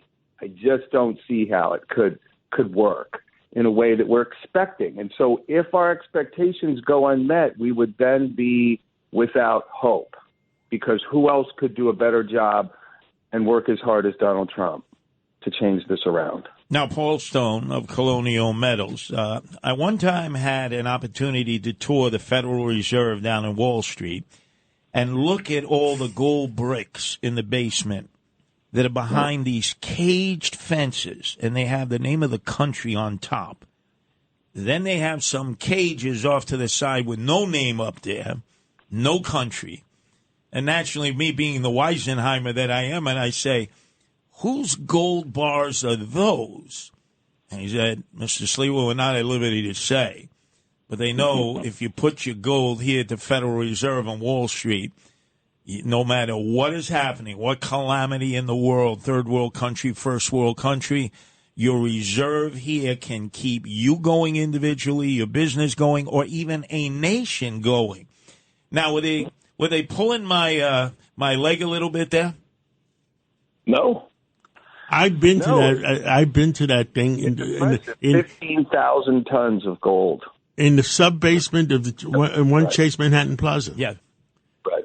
Yes. But Paul, your important points with John and Curtis, you follow gold mining and production and yields better than anybody in the world. You see Africa, Australia, Latin America, gold mining, production and yields at record lows. How do you see that trend continuing to decline, and how do you see that catalyzing the price of gold and silver in the future with your brilliant Colonial Metals group? Oh, thank you so much. That's a great question, and it's also another great question that draws reality back into the conversation. Gold and silver are certainly going to be finite. Oil, it could be finite in some way. Or maybe there's enough oil for 1,000 years. Maybe there's enough for 200 years. There's enough oil for a zillion years. What people don't realize about oil, it's not from dinosaurs. It's made by the planet Earth. Exactly. And it's made by the planet Earth, and the purpose of oil is to create lubrication between the plates. Tectonic plates. The tectonic plates. That's why if they do too much fracking, it causes earthquakes in that area. Right, and so that one of the differences between these two commodities is gold and silver are not made on the Earth. They were made from what astronomers believe is two colliding suns that happened older than the Earth itself. So gold and silver shot into the Earth's surface from the space debris as the Earth formed causes there to be very little of it. And here's one of the scary things: we only add on average 1% more gold and silver to the surface, above the surface of the Earth. We discover 1% more than we had already discovered in its totality every year. So if there were 100 ounces of gold out around the economy last year, there's 101 ounces this year. So it's very hard to find. And yes, the mining reports have been showing for years now that they've been declining in how much they can find. So when you think of food, it's still finite, even though, certainly in this country we can go to any grocery store and see that all the shelves are full. That's not the case all around the world. Food has to be grown. If farmers just quit their jobs, you'd really find out how finite food is, right? Gold and silver are finite, but because they're real, that was always the thing that made money for humanity, because it was limited, it was hard to find, it was real, it was special. When your money system has nothing to do with anything real, one day isn't going to be special. And that's why this cost-cutting stuff is so important. And it rings so well with everyone when they hear it. DOGE, cut government waste, fraud, waste, and abuse. The tough part of that is there's two parts. One, go identify what you want to cut. And another part to part one is get the Congress to send you a bill that Trump will sign that's $2 trillion light from the $7 trillion bill that Biden set up last. The second part is understand if the economy is drinking every drop of printed money that you can create for it, because it has to have every drop, and you choke out the economy by not letting it have $2 trillion for the year, you are going to cause pain and hell somewhere. There are going to be struggles. There are going to be hardships. This economy, the world's economy, is addicted to printed money. It'd literally be like not giving an alcoholic his booze for the day. He would just go into shock. He would go into a coma. He'd go into convulsions. It wouldn't be able to function at all. Might die. So that's a reality that I probably am a nuisance in making regularly.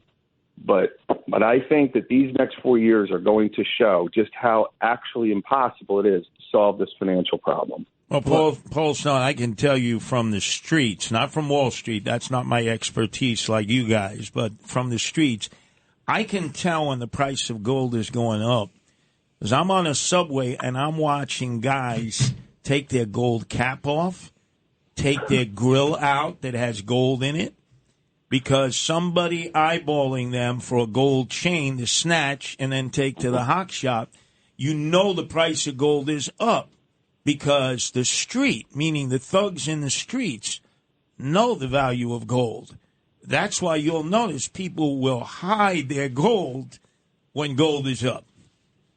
But, Paul, to Curtis and your key colonial metals points, what do you see the effects of the mine workers stealing from the mines in the countries with political unrest that are so important for gold mining, most notably Sub-Saharan Africa, Indonesia, and the other countries with political unrest in the mining regions like Latin America? How do you see that risk going forward for production and the effect of all the things you talked to and Curtis just referenced? Yeah, that's another great point. I read a great story of a mine in South America. I believe it's, I don't want to guess, it could be Chile, but it's a big mine. China owns the mine, and MS-13 type gang is in there raiding 2/3 of the mine, literally shooting the miners, blowing up tunnels, and they're walking away with hundreds of millions of dollars of gold out of this mine. And I think the world is still seeking it as hard as it possibly can. It's still more important today, likely, than not necessarily in the minds of all consumers, but of governments and central bankers, not the United States in particular, but outside the United States. It's just that these countries are so woefully unfunded from their own treacherous financial leadership their governments have put those countries through for the last many decades, that they can't actually protect their own gold mines. They don't have the money, the finances, the resources, the cohesion to protect something that is so important, at least to that country's well-being. And it's in their own dirt, and they can't keep foreigners or attacking gangs or elements from stealing or harassing their miners.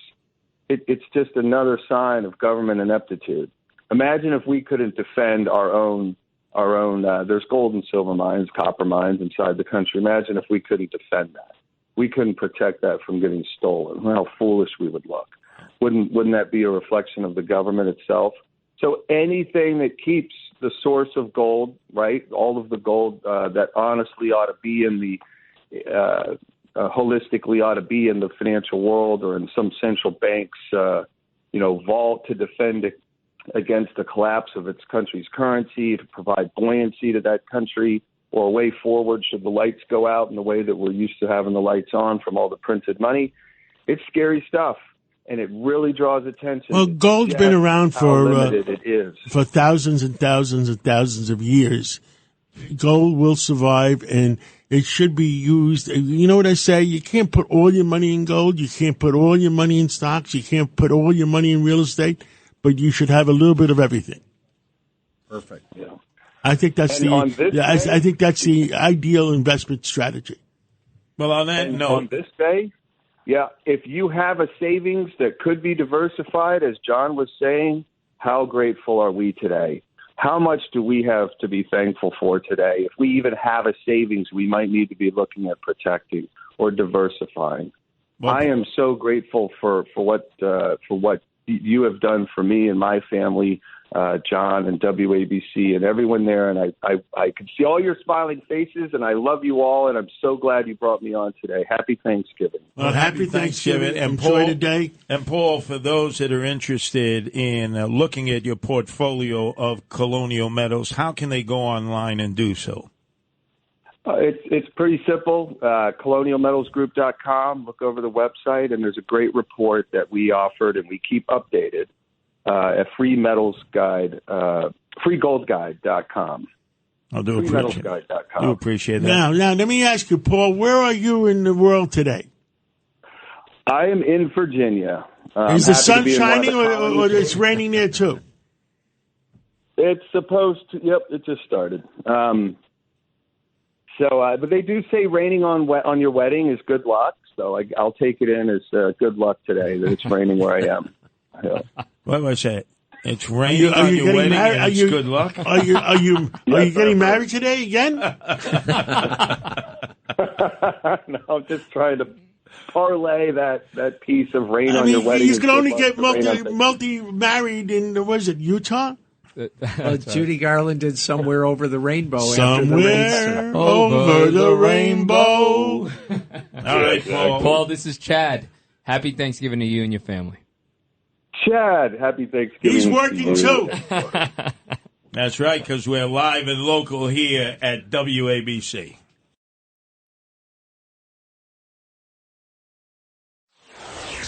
WABC. This is Sid and Friends in the Morning. No, I get by with a little help from my friends.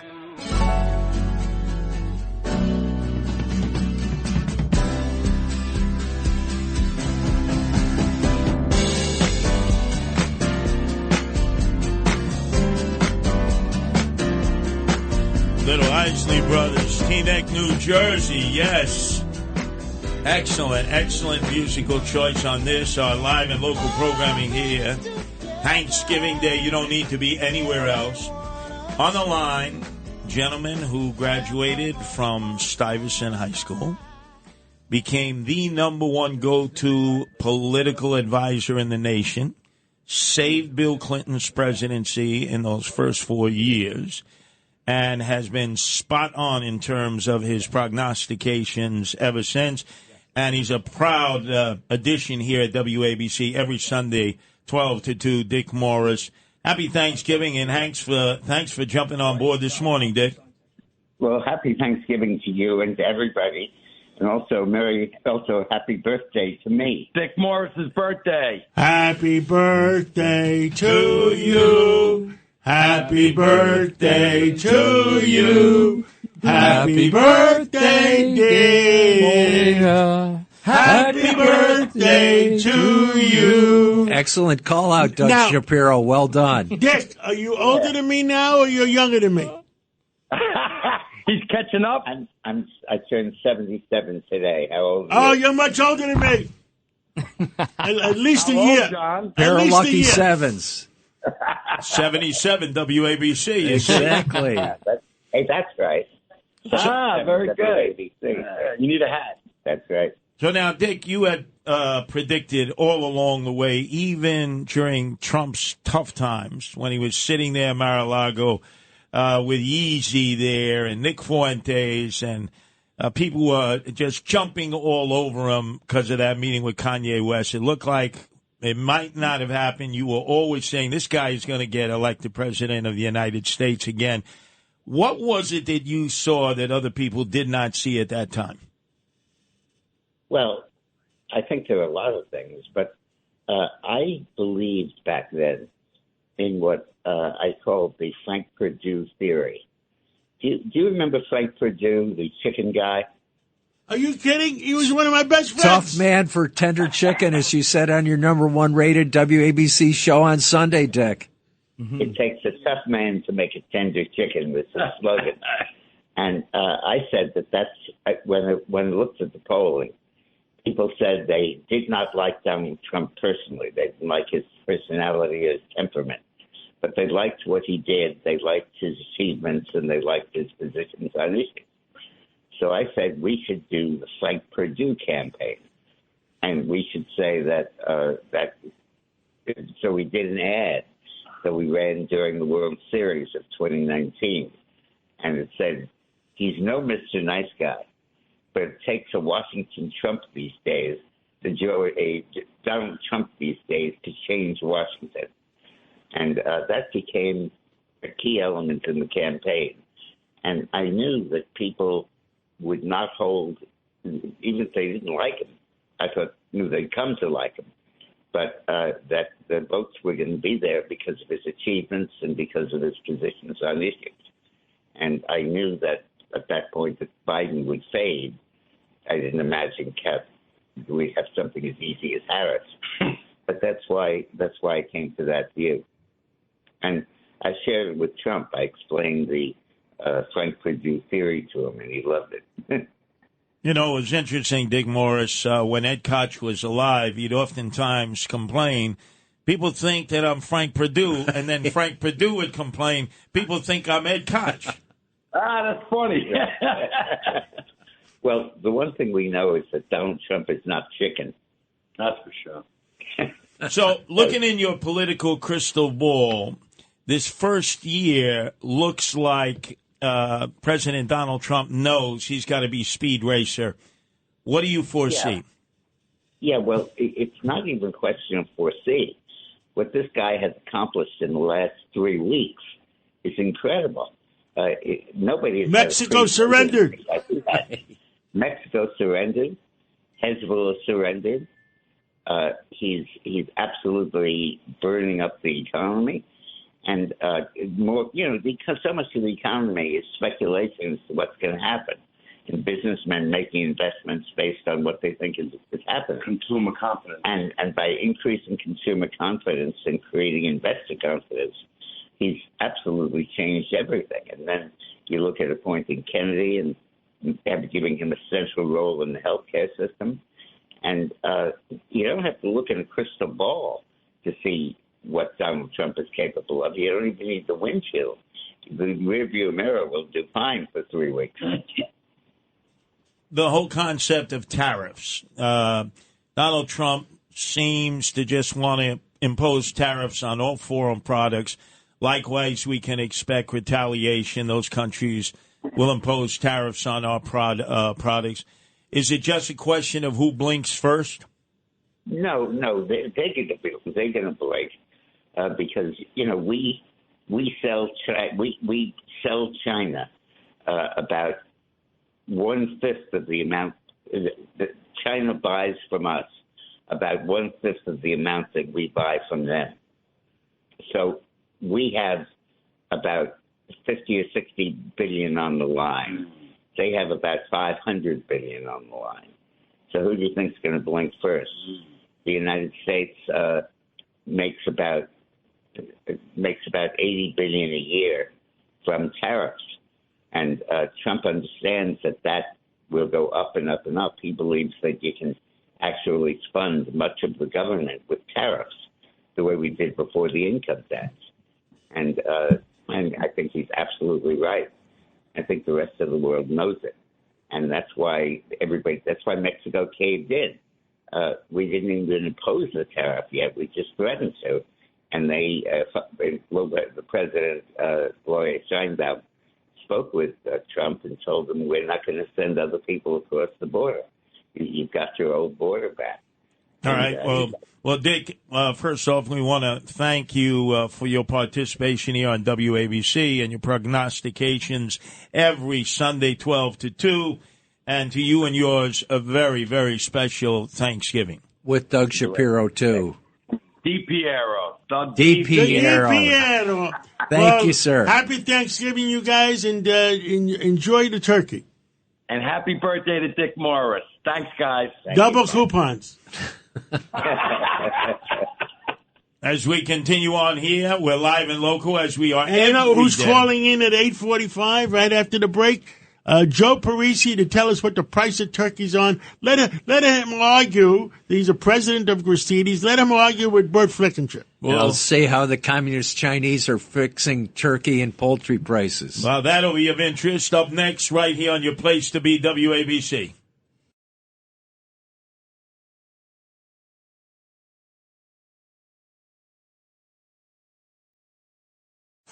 Entertaining and informative. This is Sid and Friends in the Morning. 77 WABC.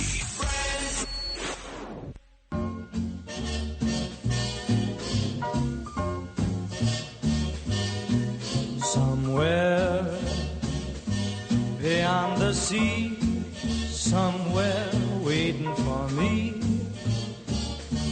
my lover stands on golden sand.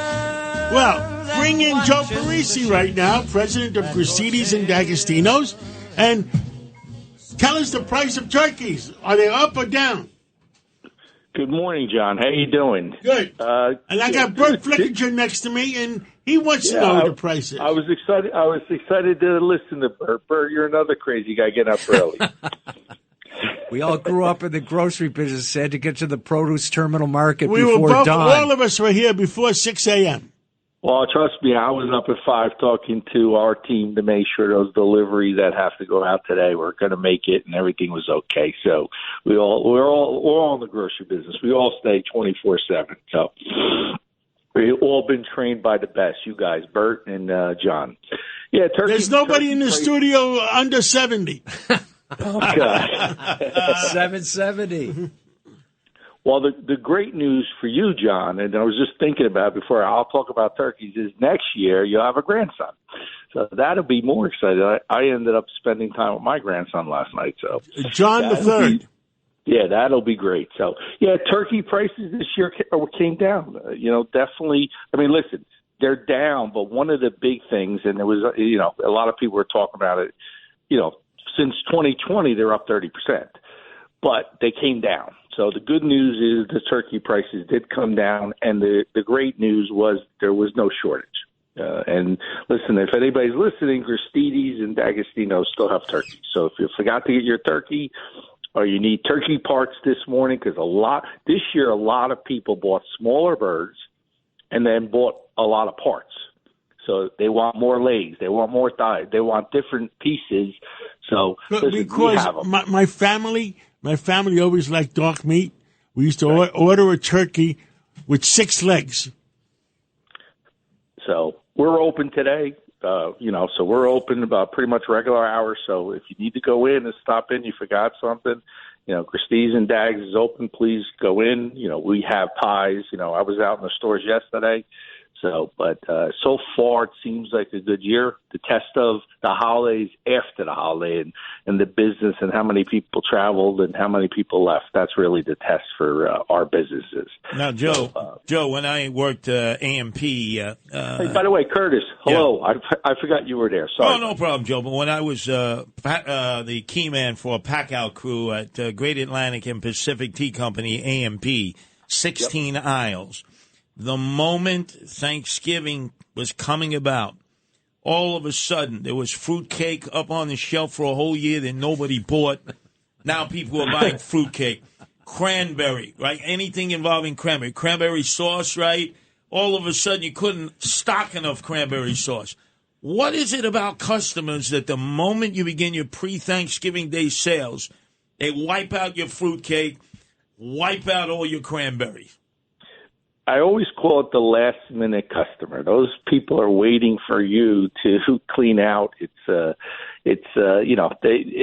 fun thing. It's weird. They said they like to buy things on sale and then they stock up. When you bring up the fruitcake, listen, I have a lot of delicacies. I like a lot of things. That's not one of the things on my plate. It's not just one of my favorite things. not a good thing for me. It's like kryptonite. Can't have it. Now, you haven't sort of reached to a different customer base by providing tofu turkeys, have you, or beans and rice turkeys? No. That was, you know what? That's what I call the internet fad. There was a fad years ago that you had that tofu, you had that turkey mix with the chicken. So it comes in, it comes out. And there's a few people that want it, and we'll make sure we get it. This year, what we've been selling a lot for Thanksgiving is hams. So that's changed a little bit. We were having a rush on some ham. So I think people are, just like me, I had enough of turkey. I mean, I've been dealing with turkey for the last a few months. Sometimes you just don't want to eat it. So, but hams have been big. So now, big when we were growing up, baby boomers, they'd have all the advertisements on TV for stovetop stuffing and rice-a-roni, the San Francisco treat. Had to be part of your Thanksgiving Day presentation. Right.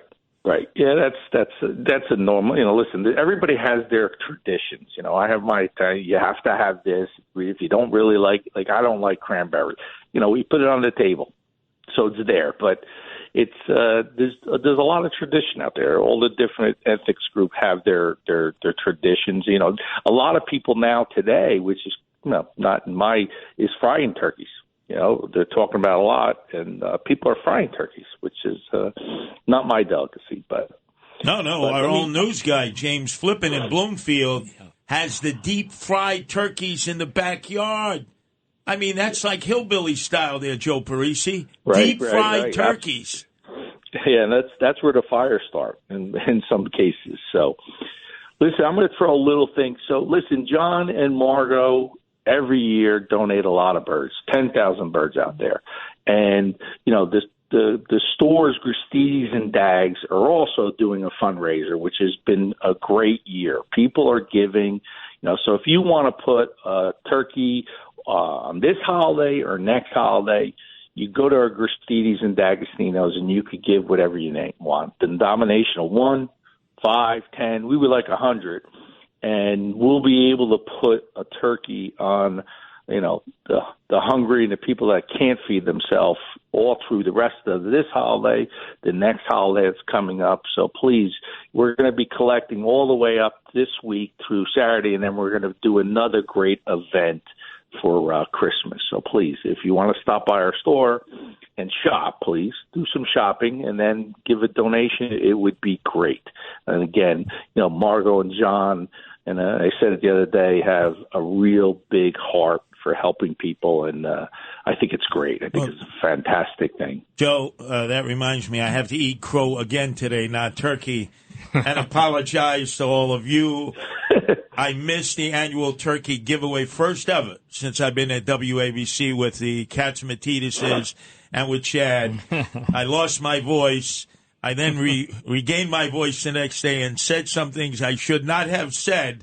So I know how hard you and John and Margot work to make this event come alive, to honor Father Francis, who was so good for all those years, and Joe Sano, so that tradition continues. So I know, being a supermarket guy myself for so many years, I beg you, please forgive me, Joe. Please. Joe, this is Chad. But boy, Curtis is really making a plea for Margot Catsimatidis. So she's listening. This is a personal apology to Margot right now. Well, Congressman Weiner needs to apologize to everybody, which will balance out whatever Curtis did, which I know what he did from his show. Well, I'm going to say something. I'm not going to say too much. I love Curtis. I'm glad maybe Curtis wasn't there that day. Well, I think it would be a good idea. So. Joe, you are surrounded by supermarket guys here. Obviously, the best, John, Burt Flickinger, and yours truly, Curtis Sliwa. I was on the low end of the retail style. But you truly love the business. You love your workers. I've been in your stores, both D'Agostino and Gristedes, and you do a great job. So you and your family have a great Thanksgiving today. Happy Thanksgiving. Thank you, guys. Thank you, Bert, John. Bless you and Chad. team and the John Catsimatidis family with Margot and team. Yeah. And now we have Bruce Mosler calling in. Are you at the Intrepid yet, Bruce? John, I'm not at the Intrepid. I'm in Williamsburg, Virginia. Oh, my God. Is it good raining? Morning. It is raining. Yes, sir.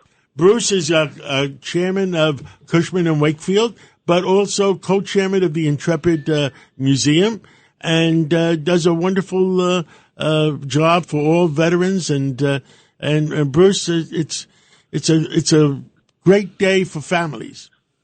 It is, John. It's a day to give thanks for friends and family. But as you just mentioned, it's a day to give thanks that we live in this great nation where, thanks to the half of the 1% who serve, that protect these freedoms, that we can live in the way in which we do. And it's a day to remember that we have troops deployed around the world protecting and safeguarding our freedoms. And to those folks everywhere around the world, through you and WABC, I say thank you. Well, you know, we love New Yorkers. We love Americans. We love, on November 4th, November 5th, we saved the free world, Bruce. It was a great day. And, John, I think we have much work to do ahead. We have challenges ahead, but America has never looked in the eye of a challenge and not faced it heads up and, frankly, changed the world. And once again, I think we'll do that. We'll lead from the front.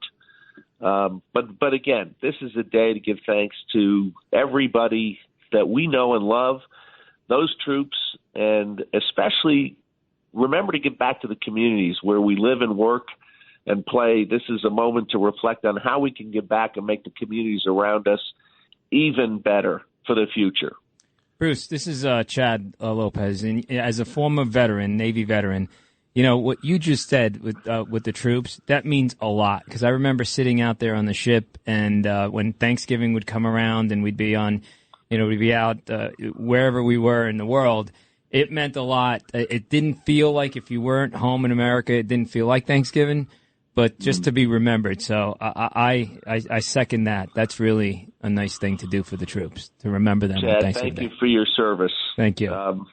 It's something that only, as I mentioned before, a few raise their hands in our nation's hour of need. When we ask who shall go for us, who shall we send, it's people like you who raise your hand and say, send me, I will go. And for that, we have to be forever grateful and remindful. Chad is a Navy man. He spent, how many years? 5 years in the Navy? Yeah, 4 years.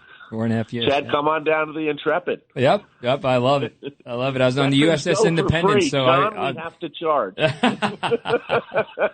It's on 2 aircraft carriers, USS Independence and the USS Carl Vinson. So I love the Intrepid. It's a great site. Fantastic. Well, thank you for calling in this morning, Bruce, and have a great day with your family, and have and that's good family time, Thanksgiving time. John, I want to thank you and Margot and WABC Radio for all that you do, because if we're going to talk about who supports veterans, it's John and Margot Catsimatidis.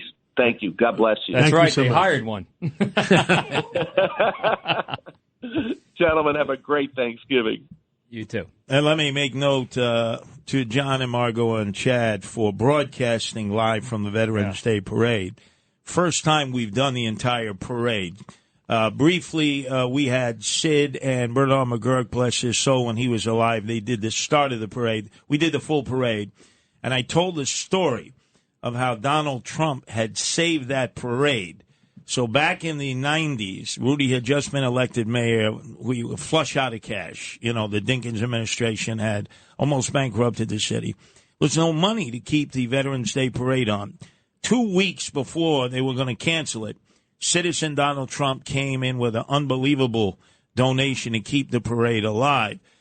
So when the former members of the military and the active members and their families and auxiliaries were marching up Fifth Avenue, that parade would never have continued if not for the generosity of Donald Trump back in the 90s, when it was almost the same place we were, WABC, on the block, ready to be discontinued. Imagine the most iconic call letters in the world in radio history were kept alive. Curtis, we got to take a break, and who are we going to come back with? we're going to come back with Janine Pirro. Yep, Janine Pirro. Feisty. She'll Feisty. be She's one tough gal. damn right here on your place to be, WABC. This is Sid and Friends in the morning. For my friends. 77 WABC. Oh, mercy, mercy me. All things ain't what they used to be now. Well, with us today, Judge Janine Pirro. Happy Thanksgiving, Judge. Happy Thanksgiving to you guys, all of you, to WABC, to Margot, to the workers, to the board people, to the producers. We want to know if you're cooking. My favorite Chad. Okay, what am I cooking? Here's the good news.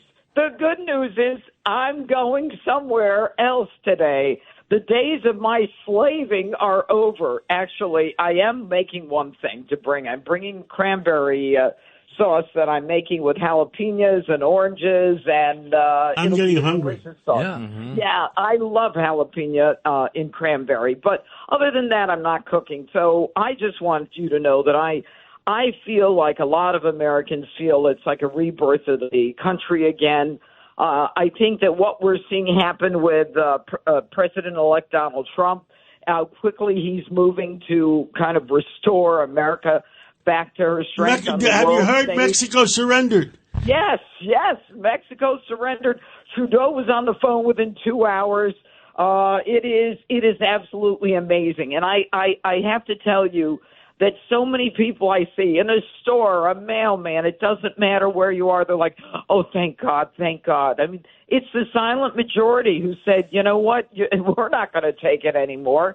And I think people are very happy. So on this day, I'm happy. I'm grateful that I live in the United States, that I have the ability, to work and to enjoy my family and to cook now and then and to take care of my four crazy Janine, dogs. we saved the free world. Now we have to save our inner cities. Yeah, and I think that that's going to happen. I think that with the defunding of the police, no one has been hurt more than those in the inner city. Because when we remove the police, when we remove the street crime cops who would go into the inner city, the only people who were hurt were the minority community. And now with the deportation of illegal criminals who have made a decision that they're going to bring their gangs and their gang business to this country, think again, buddy. It ain't happening. Now, Judge, So, Judge, I'm sorry to cut you off. Go ahead. Because of the international headlines, I always thought, and I've told you this before, I always thought you were Italian. I had no idea that you were Lebanese. Yes. And with she's going to go to Lebanon and see her home. Yeah, no. Look, both my parents were born in this country. My father was a veteran, fought in World War II, and my grandfather did also. But what I am Lebanese Christian, and my family, weeps over what has happened in Lebanon with the Hezbollah takeover. I mean, Lebanon was the Paris of the Middle East, and now it has been part of a empire that decides that they want to turn everything back to, medieval years. Well, it's not going to happen. I think that even with Netanyahu taking out Nasrallah from Hezbollah, we're on the move. We're on the move all over the world, and Donald Trump is the guy who's behind all of this. Joe Biden will kind of slip away to the end of it, but then we're going to start to see real consequences if there isn't peace in the Middle East. And remember, when Donald Trump left, the Abraham Accords were in effect. There was peace in the Middle East, and let me explain something about those countries. They want economic success too. They want to be able to work to better their people. And, with the Abraham Accords, you've got countries that want to work with Israel. They want to succeed. You've got a whole new generation of young people who aren't beholden to this nonsense that Iran is doing. Even Iran's own people can't deal with the Ayatollah. But that's another issue. I'm thankful for being here and being with you guys. God bless you. Enjoy Thanksgiving Day. I hope you see some of your family today, and we'll catch up again soon. Love you all. Love you Take too. care. Happy Thanksgiving. Take care. Bye-bye. And now, who do we have now? Victoria Coates. Victoria Coates is with us. Happy Thanksgiving. Happy Thanksgiving, everyone. How are you spending your Thanksgiving?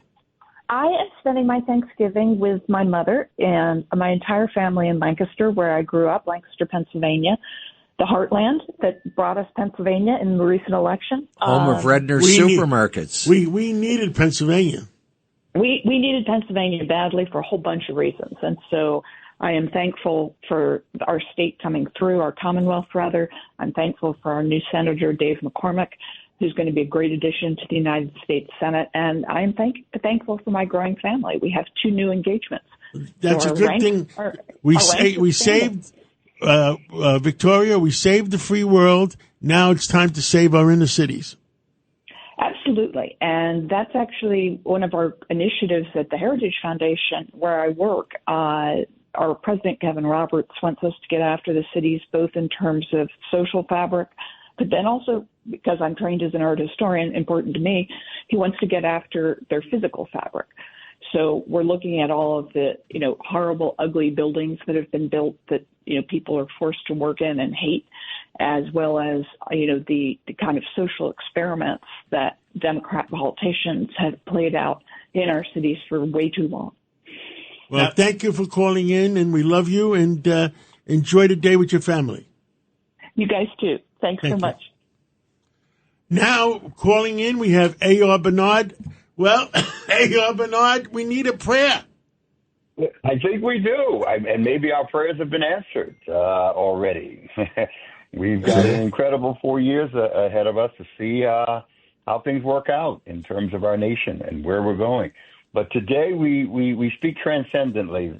First of all, thank you, John, and your lovely wife, Margot, for all that you do. It was great handing out turkeys at St. Malachy's with you guys this past week on Monday, and for all that you do for the most vulnerable in our city. And you keep talking about the inner city. Yeah, the inner city has changed quite a bit, but it is a concentration of people. And we've got to do everything we can to bring order and stability and peace and safety and make people feel good about it again. John, Jesus said, give and it shall be given to you. And it highlights the principle of reciprocity and abundance, because the act of giving initiates a cycle of blessing where generosity leads to receiving. And what completes that cycle, John, is saying thank you, an attitude of gratitude. It reinforces the spiritual, the relational, and the emotional dynamics of the giving cycle. So today we encourage people to have an attitude of gratitude. Be thankful for even the smallest thing. Well, thank you so much for your prayers, and thank you for helping distribute the turkeys to the needy. And A.R. Bernard, along with Rabbi Potashnik, has the #1 religious show on WABC. And thank you for doing that every Sunday morning at 7 o'clock. And we all need a little religion on Sunday morning, Reverend. Perfect way to see the sunrise on your show. Yeah. Yeah, I agree. We need to have something that transcends the social and political landscape, right? Well, we saved the world. Now we have to save our inner cities. And the Reverend has a church in Brooklyn, but with 40,000 parishioners. And Rudy Washington goes there all the time, and he's one of your parishioners. Yes, that's correct. And we do what we can. We spread it out to other campuses and other cities across the country. So we're excited about that. And we continue to do some great work. We're feeding over 150,000 people this year, and empowering food pantries around the city to do what they do. So we're very excited to be a part of New York City and, of course, a part of what God is doing to meet the needs of the most vulnerable. Well, thank you so much, Reverend Bernard, and enjoy the day with your family. All the best to you and yours. Thank you. Thank you. Now, calling in from the great state of Florida, I think the sun must be shining down there, is James Golden, our #1 show on Saturday mornings.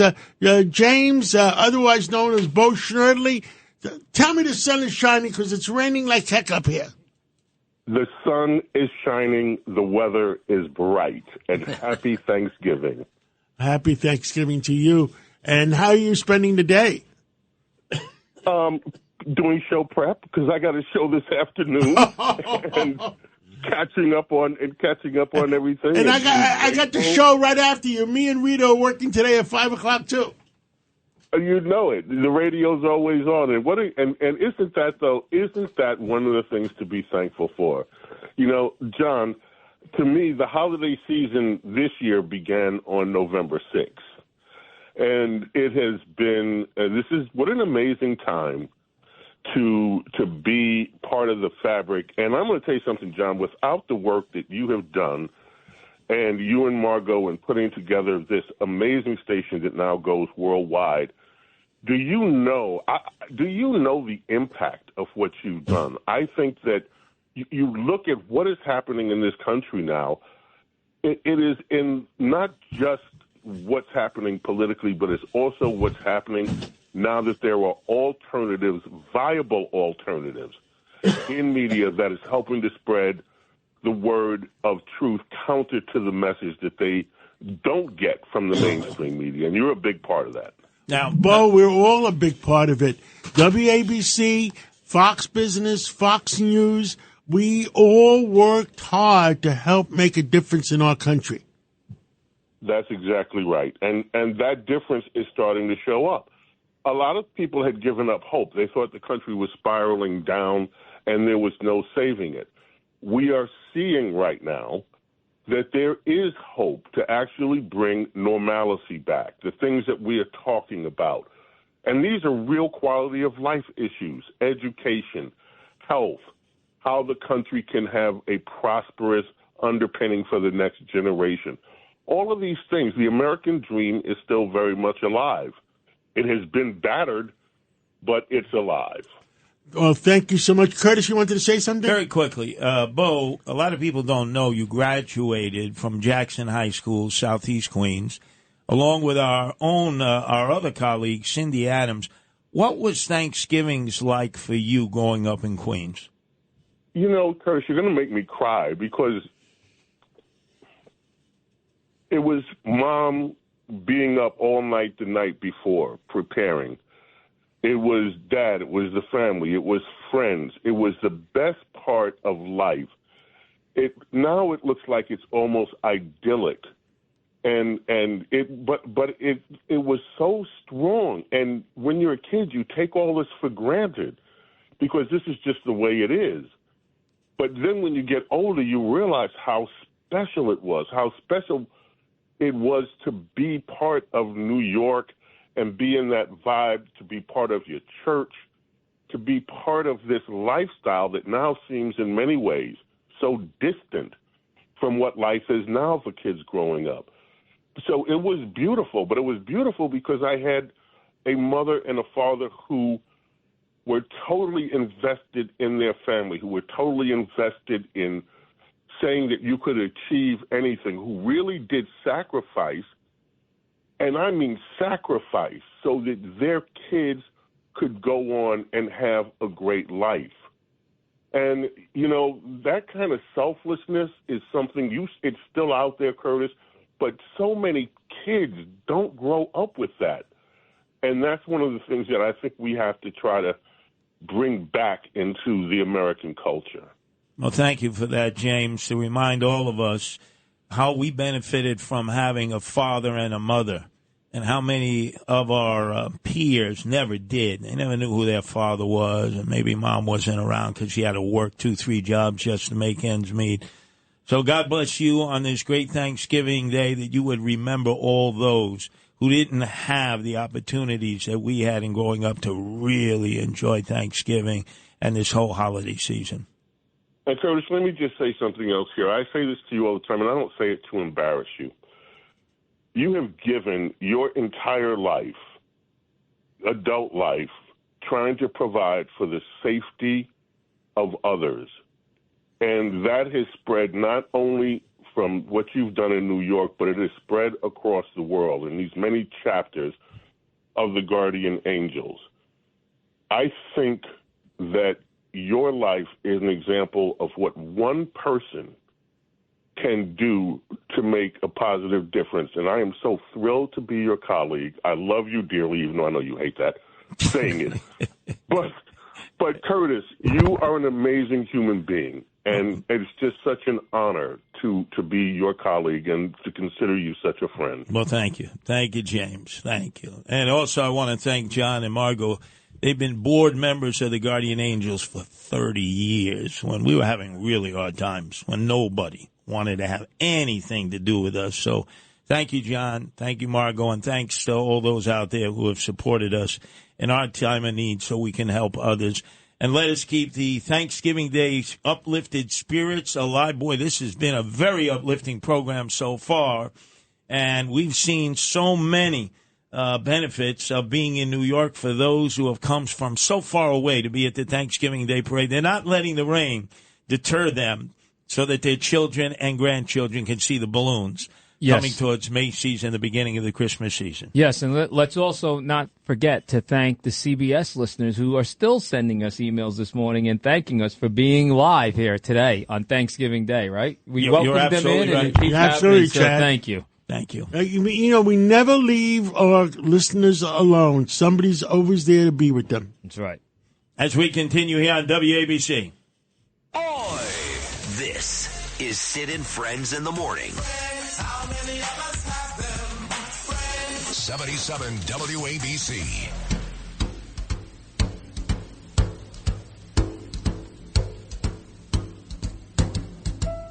Fly me to the moon, let me play among the stars. I requested Let me see what spring is like on Jupiter what's Sid's, Mars.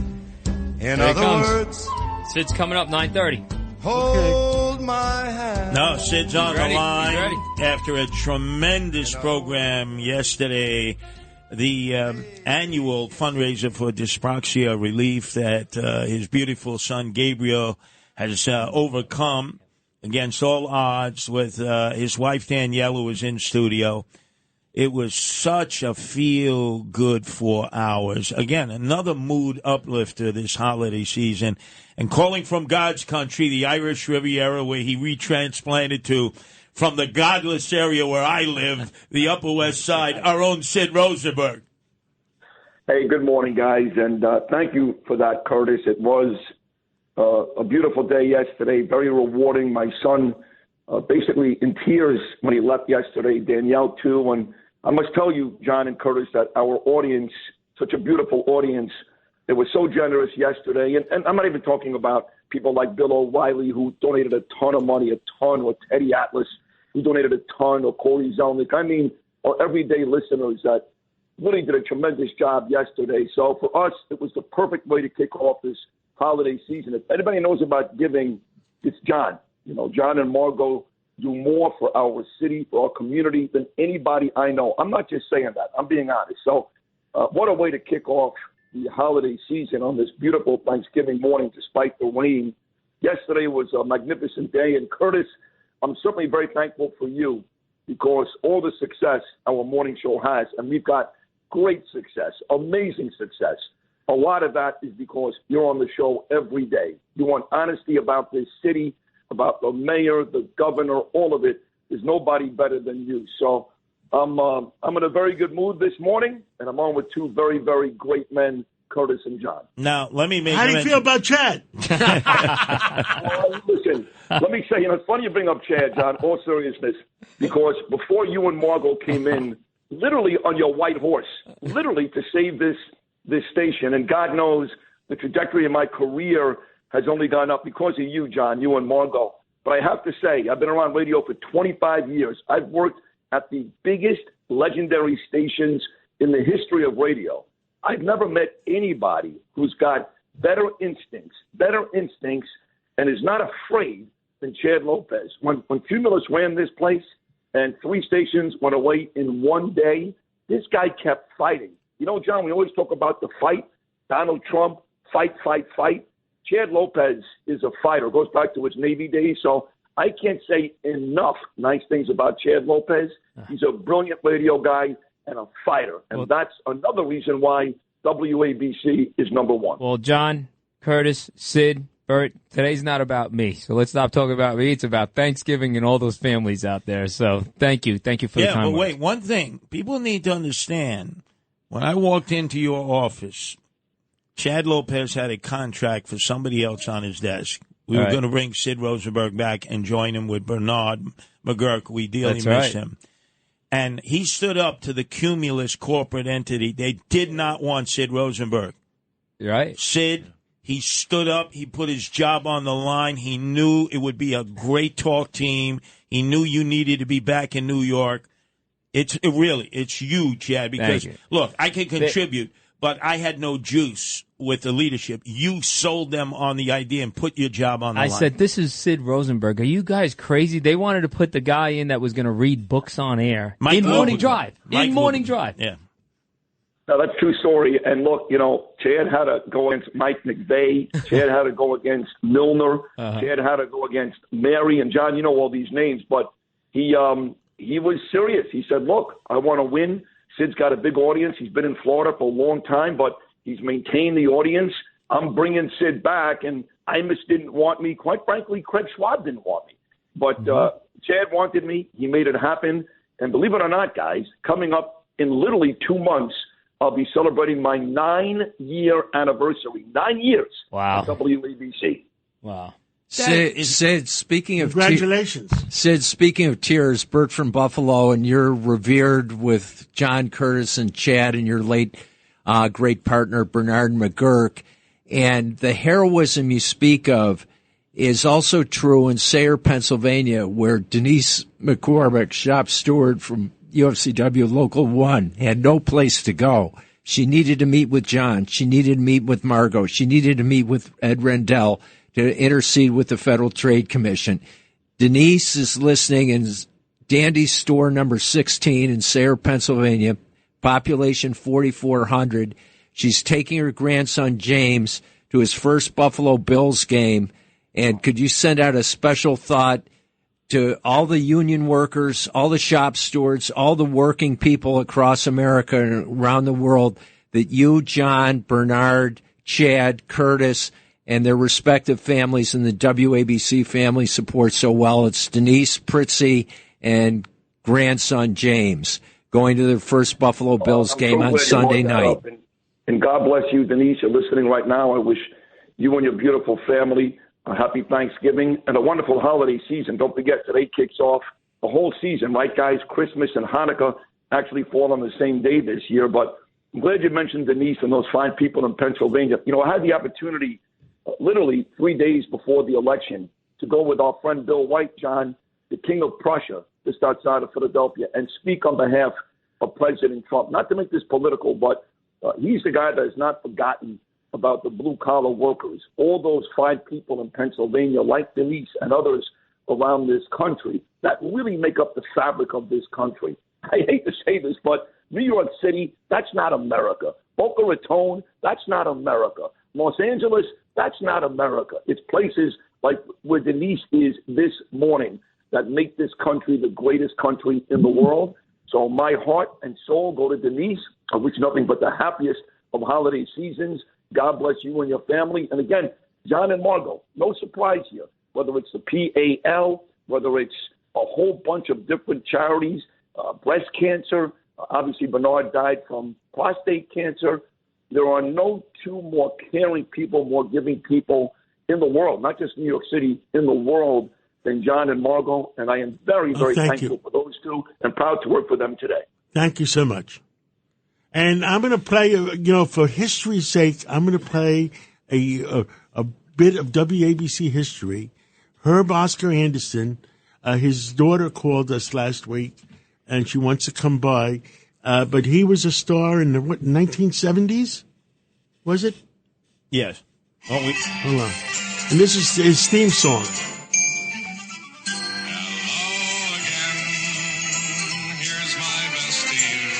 He had 4 million listeners, I believe. Wow. And it was such a beautiful song. You woke up in the morning, you were glad to get up. Well, that, and then he'd let you know if your school was going to close that day for the snow. So you listened intently to hear the name of your school. You went to Catholic school, they never closed because the nuns lived in the convent on the grounds. So it was really for the public school kids. Yep. All right. Well, thank you, Sid. Hey, thank you, guys. And again, John, Curtis, Chad, everybody in studio, and all you people listening today, on behalf of my family, Danielle, Ava, and Gabriel, our WABC family, thank you for all you've done for me. Thank you for all you've done for this station in New York City. Enjoy the 3 bad football games today. Enjoy the turkey. God bless you, John and Curtis. And I'll talk to you guys again on Monday morning. I love you all. Thank you so much. Take care. Are we on the break or are we coming when we come back, we've got a whole bunch of other folks we who are got going to join us. Cousin Brucey calling in when we come back. Greatest DJ. And Rabbi Potashnik. And who else? We got a special guest coming up. Oh, some special guests. Hush, hush. Mush, mush.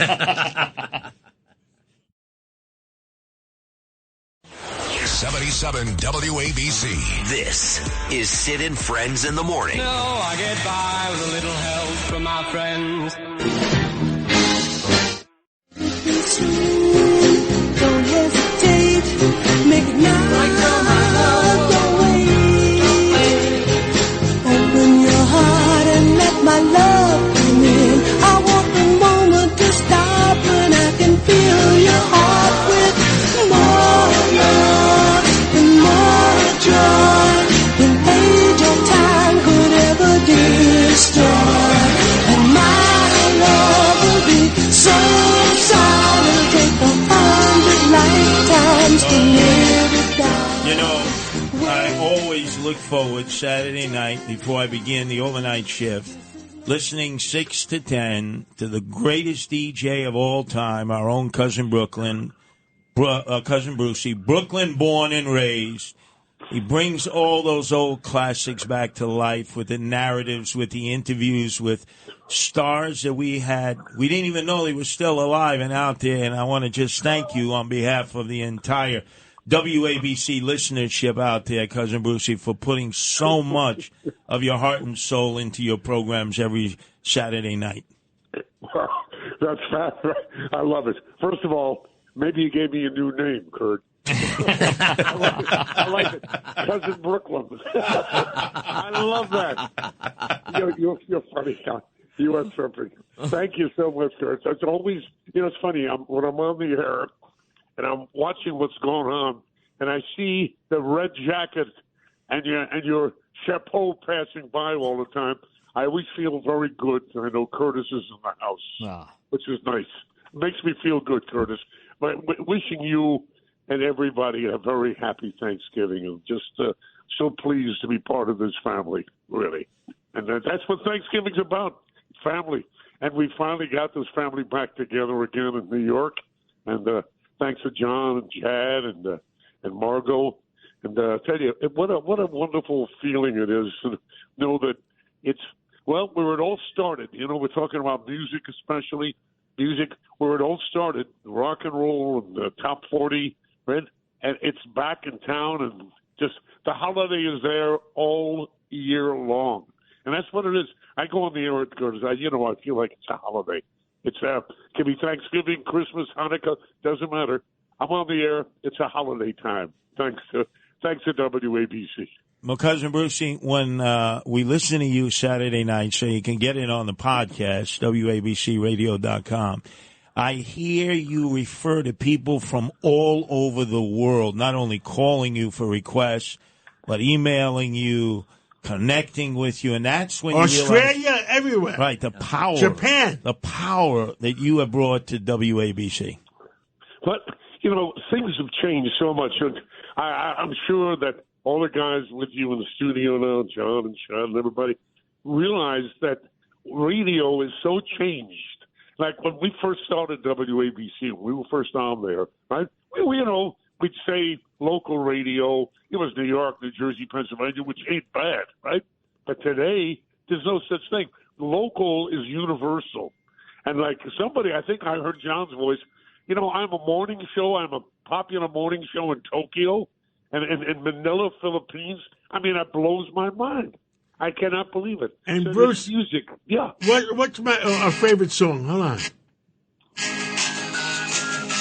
Freddie Cannon, boom, boom.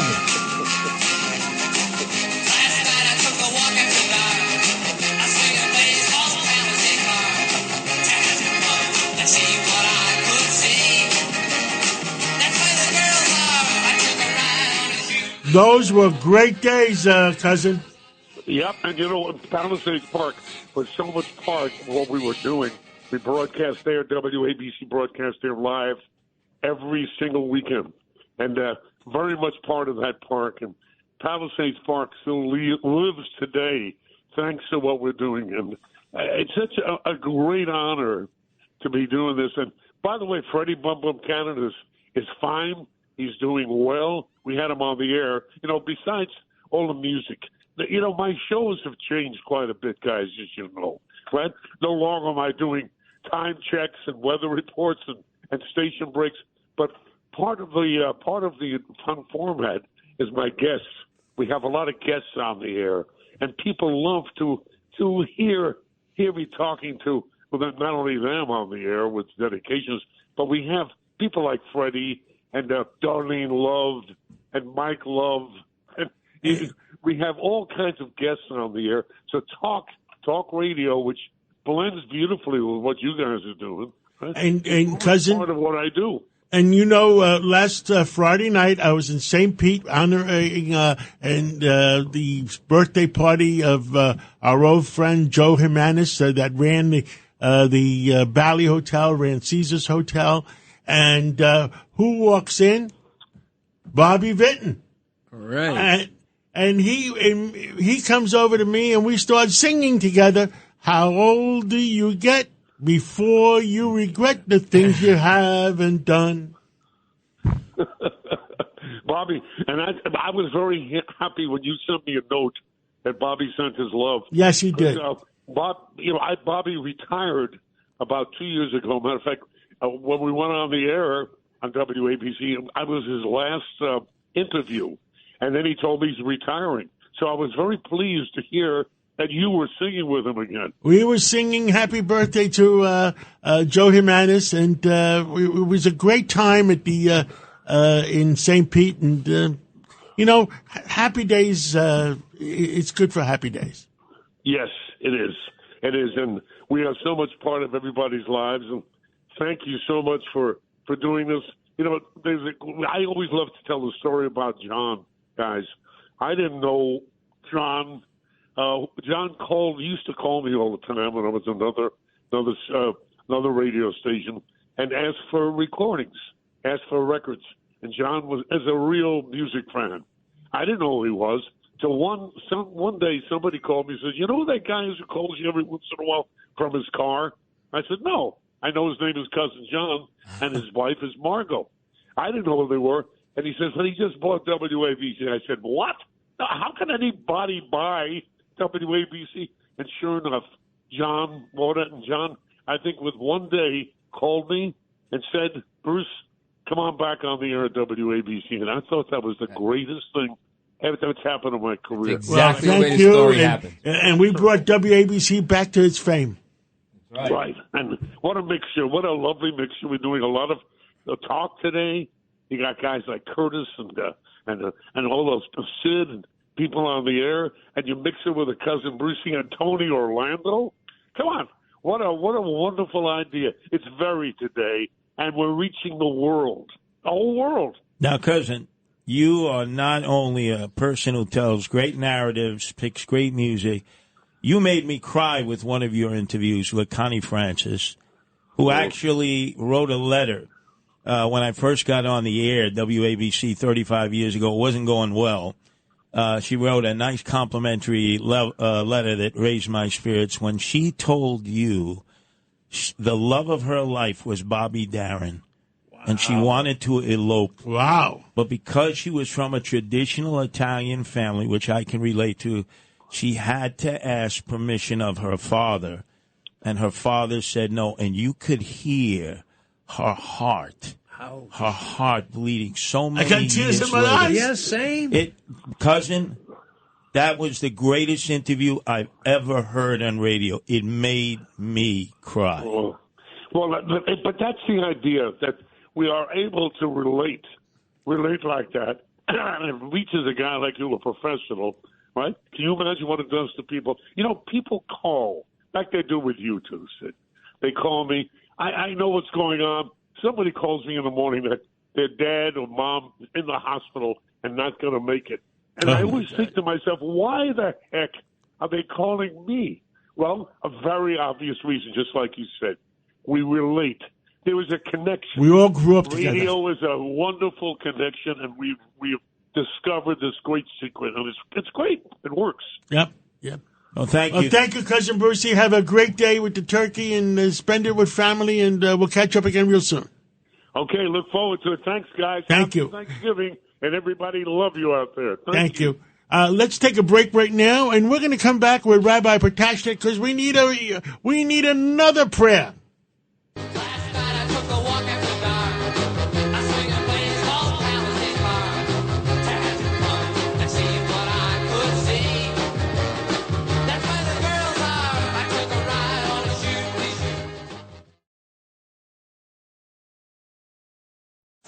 Entertaining and informative. This is Sid and Friends in the Morning. 77 WABC.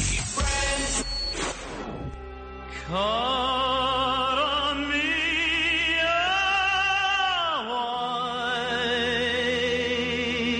Jay Black. Oh, wow. Born and raised an Orthodox Jew, believe it or not. Unbelievable. And then he went on the wild side, as he told me. Hey, I couldn't live a restricted life. And became one of the greatest singers of all time. Are we have a Jewish singer because Rabbi Protashnik is on? I'm just checking. Rabbi, that song's in your honor. Jay Black. That's in your honor. You're the best Jewish singer we ever had. Jay Black I remember him. I went to many of his concerts and certainly was a member of the Jewish people. Yes. Listen, just thank you for the honor of coming on today and expressing my gratitude. My gratitude to all of you. Curtis, you and I tease each other all the time, but as I said, you were there for the Jewish people when they were being attacked. John, in your stores, you have products made in Israel prominently displayed. When many said, no, put them in the back so nobody can see them. And you said, I'm not doing that. So thank you during this difficult time where there's no... That did happen in one of the companies we bought. What's that? That did happen in one of the companies we bought. Yeah. You know, there's no place fully safe for Jews, but we feel more safe when we stand with people like you who say, you matter to us, we're going to protect you. And for that, we are ever grateful. Now, Rabbi Joe Potasnik, this is one of these special seasons where my kids can't take advantage of me because Hanukkah falls on Christmas. So I got to get 8 plus 8, and then obviously one also for Anthony, and the other 2 want an additional 2. So how often does it happen that Christmas and Hanukkah fall on the same occasion? Gee, it's probably once every 8 to 10 years.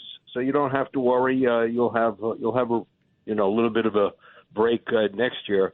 But isn't that nice? You know, if you take a candle, you can light all the other candles with one candle, and it doesn't diminish the integrity of that candle. So you can be Jewish celebrating Hanukkah, and you can still respect the person celebrating Christmas, and vice versa. One candle lights the others, and it does not take away from that one candle. We can bring light to one another, and we don't lose our identity. Well, thank you so much, Rabbi Protashnik, and we hope you spend your time today with family and pray for all of us and pray for America. But now that we won all 3 branches and America is making a big comeback, because I think everybody, would you believe that President Trump's favorability rating is up to 55%, highest ever? You know, people feel that it's coming back. And we're going to save the world. We're going to save Israel. Well, listen. What's our new theme song? You know what our new theme song is? We're stealing it from the Democrats. Happy days. We're stealing it from the Democrats because it should belong to all the people. Yeah. Happy days are here again. Hold on, where is it? Happy days are here again. Here again. Let me ask you a question. It's for all the people. Isn't this when... It's for all Americans. This is when Prohibition was over and the country went wet. The great late Al Smith gave us this. Rabbi, pray for all of us. We need it because now we have to bring back our cities. Let me say, when people say, I want to give my kids everything I didn't have, I always say, give your kids all that you did have, the love, the loyalty. Give it to your kids, and this will be a better world. Thank you so much. Thank you God so bless. much. God bless, yes. You know, Rabbi Joe Potasnik's voice was the first talk show when we switched from spinning stacks of wax, the era of Cousin Brucey, number one station in America for Top 40.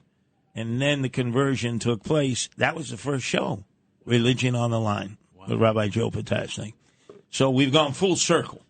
Full circle. I can't believe we've been here for 4 hours. Yeah. No, we could do another 40 hours. How about it? We just lock ourselves let's keep in the going. room. You know, I have to say the song selection was impeccable today. That's why it was Harvey and Bob Weinstein's butts from Buffalo to New York to Boston by paying the bands well when they were stealing all the money when it was all cashed in on their way to pyramiding up Miramax. Wow.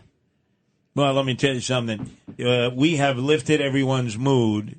It's been pretty dismal around New York of late for a variety of reasons. But now, who comes on after us? Oh, Rita Cosby. Your new star. No, your new star here, James Flippin. Yeah, Well, James is fantastic. James has to, keep the spirits up with everybody. Well, he does. He has to play a few songs for everybody. He multitasks. He does the news. He does great talk. He's now on with Anthony Weiner, who you eviscerated, left versus Only right. for one thing, not personally, not professionally, but I couldn't just take it for more than, patriotically. I couldn't take it for more than 3 weeks. I gotta tell you. And James Flippin's the best on every shift, on every day, and weekdays and weekends on WABC 770. And Anthony Weiner didn't call in today. No, he didn't. He didn't want to He's face the practicing wrath. God bless But let's America, thank so our he listeners, knows it Curtis. next time. Let's thank our listeners out there. Oh, and to WCBS and WOR, you have a home, a new home of your own here at WABC. We will not forsake you. We are your friends. And we're always here for you.